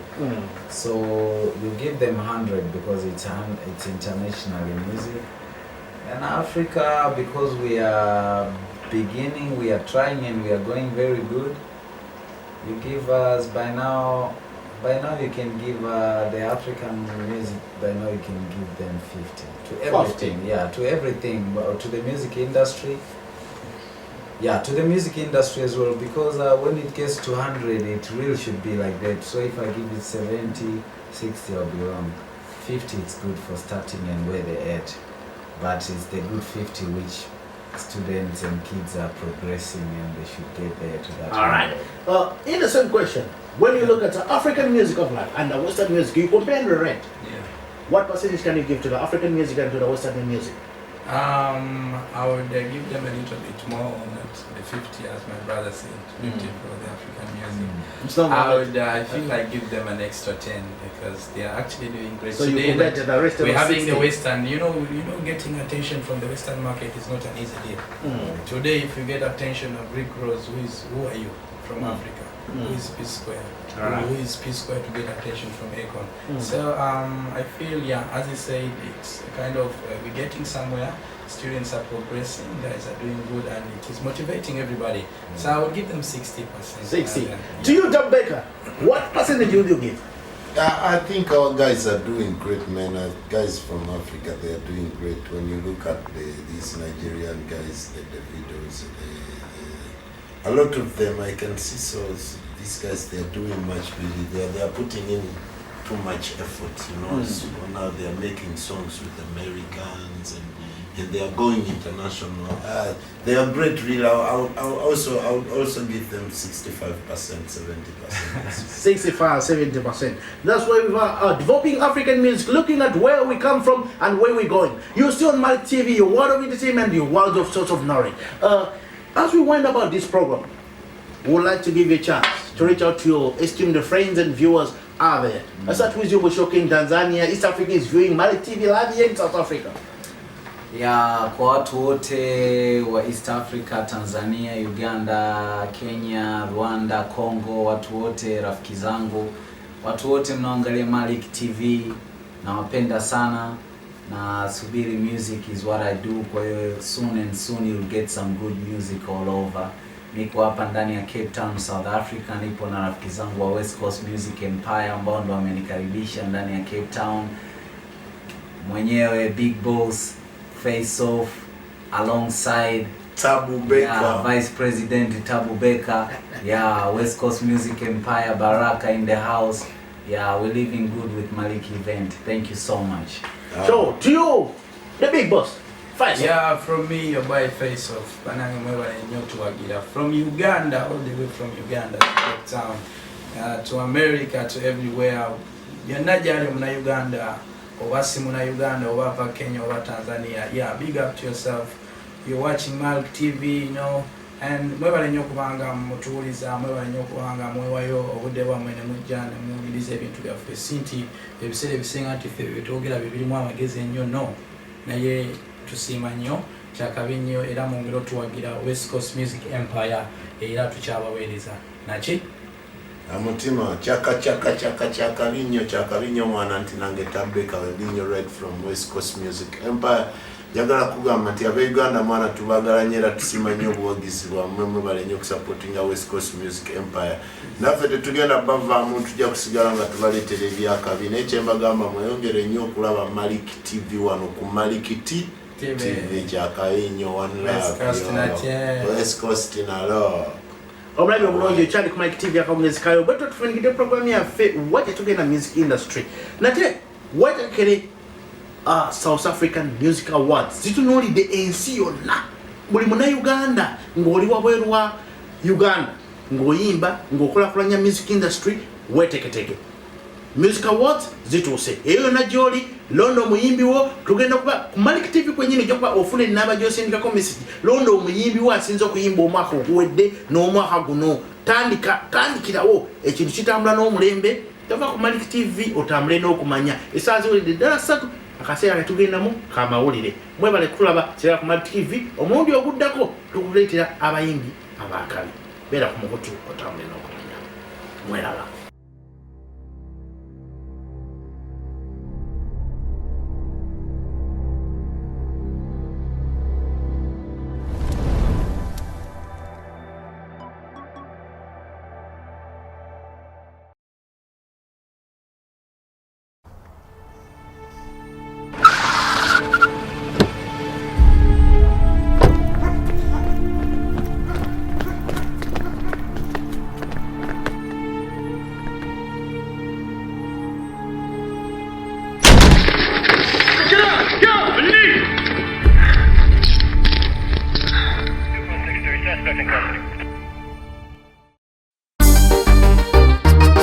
Face off from the West Coast Music Empire.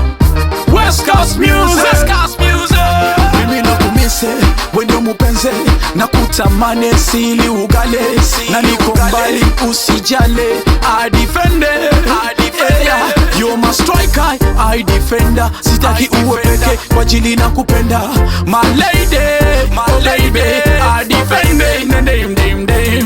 Jakala wale sina pesa nkakasa hautajuta ndaidida oliva nange hata kama niko mbali nawe baby. Jakala wale sina pesa nkakasa hautajuta ndaidida oliva nange hata kama niko mbali nawe lady. We muchala wange, we kabite wange, we muganda wange, mukwano gwange, we mama wange, we mutima gwange, atambuza omusayi gwange. Wanna love you to the end of time, don't wanna cheat on you, just wanna bend and lean on you. Baby girl, wanna be true to you, wanna be good to you, hata kama niko mbali. Wale sina pesa nkakasa hautajuta ndaidida oliva nange hata kama niko mbali nawe baby. Wale sina pesa nkakasa hautajuta ndaidida oliva nange hata kama niko mbali nawe lady. You're the reason why I breathe, reason why I live and I promise to love you in any way. Katin subisa eranka kasaka bube wafugal, I've got love to give. You're the reason why I breathe, reason why I live and I promise to love you in any way. Katin subisa eranka kasaka bube wafugal, I've got love to give. Wale sina pesa nkakasa hautajuta ndaidida oliva nange hata kama niko mbali nawe baby. Wale sina pesa nkakasa hautajuta ndaidida oliva nange hata kama niko mbali nawe lady. Nakumese wende mupenze na kutamane asili ugale na niko mbali usijale. I defend it. You're my striker, I defender. Sitaki uwe peke kwa jili na kupenda. My lady, I defend it. Jakala wale sina pesa nkakasa hautajuta ndaidida oliva nange hata kama niko mbali nawe baby. Jakala wale sina pesa nkakasa hautajuta ndaidida oliva nange hata kama niko mbali nawe lady. You're the reason why I bring it, reason why I live and I promise to love you in any way. Kati subisa eranka kasaka muwe wafugal, I've got love to give. You're the reason why I bring it, reason why I live and I promise to love you in any way. Kati subisa eranka kasaka muwe wafugal.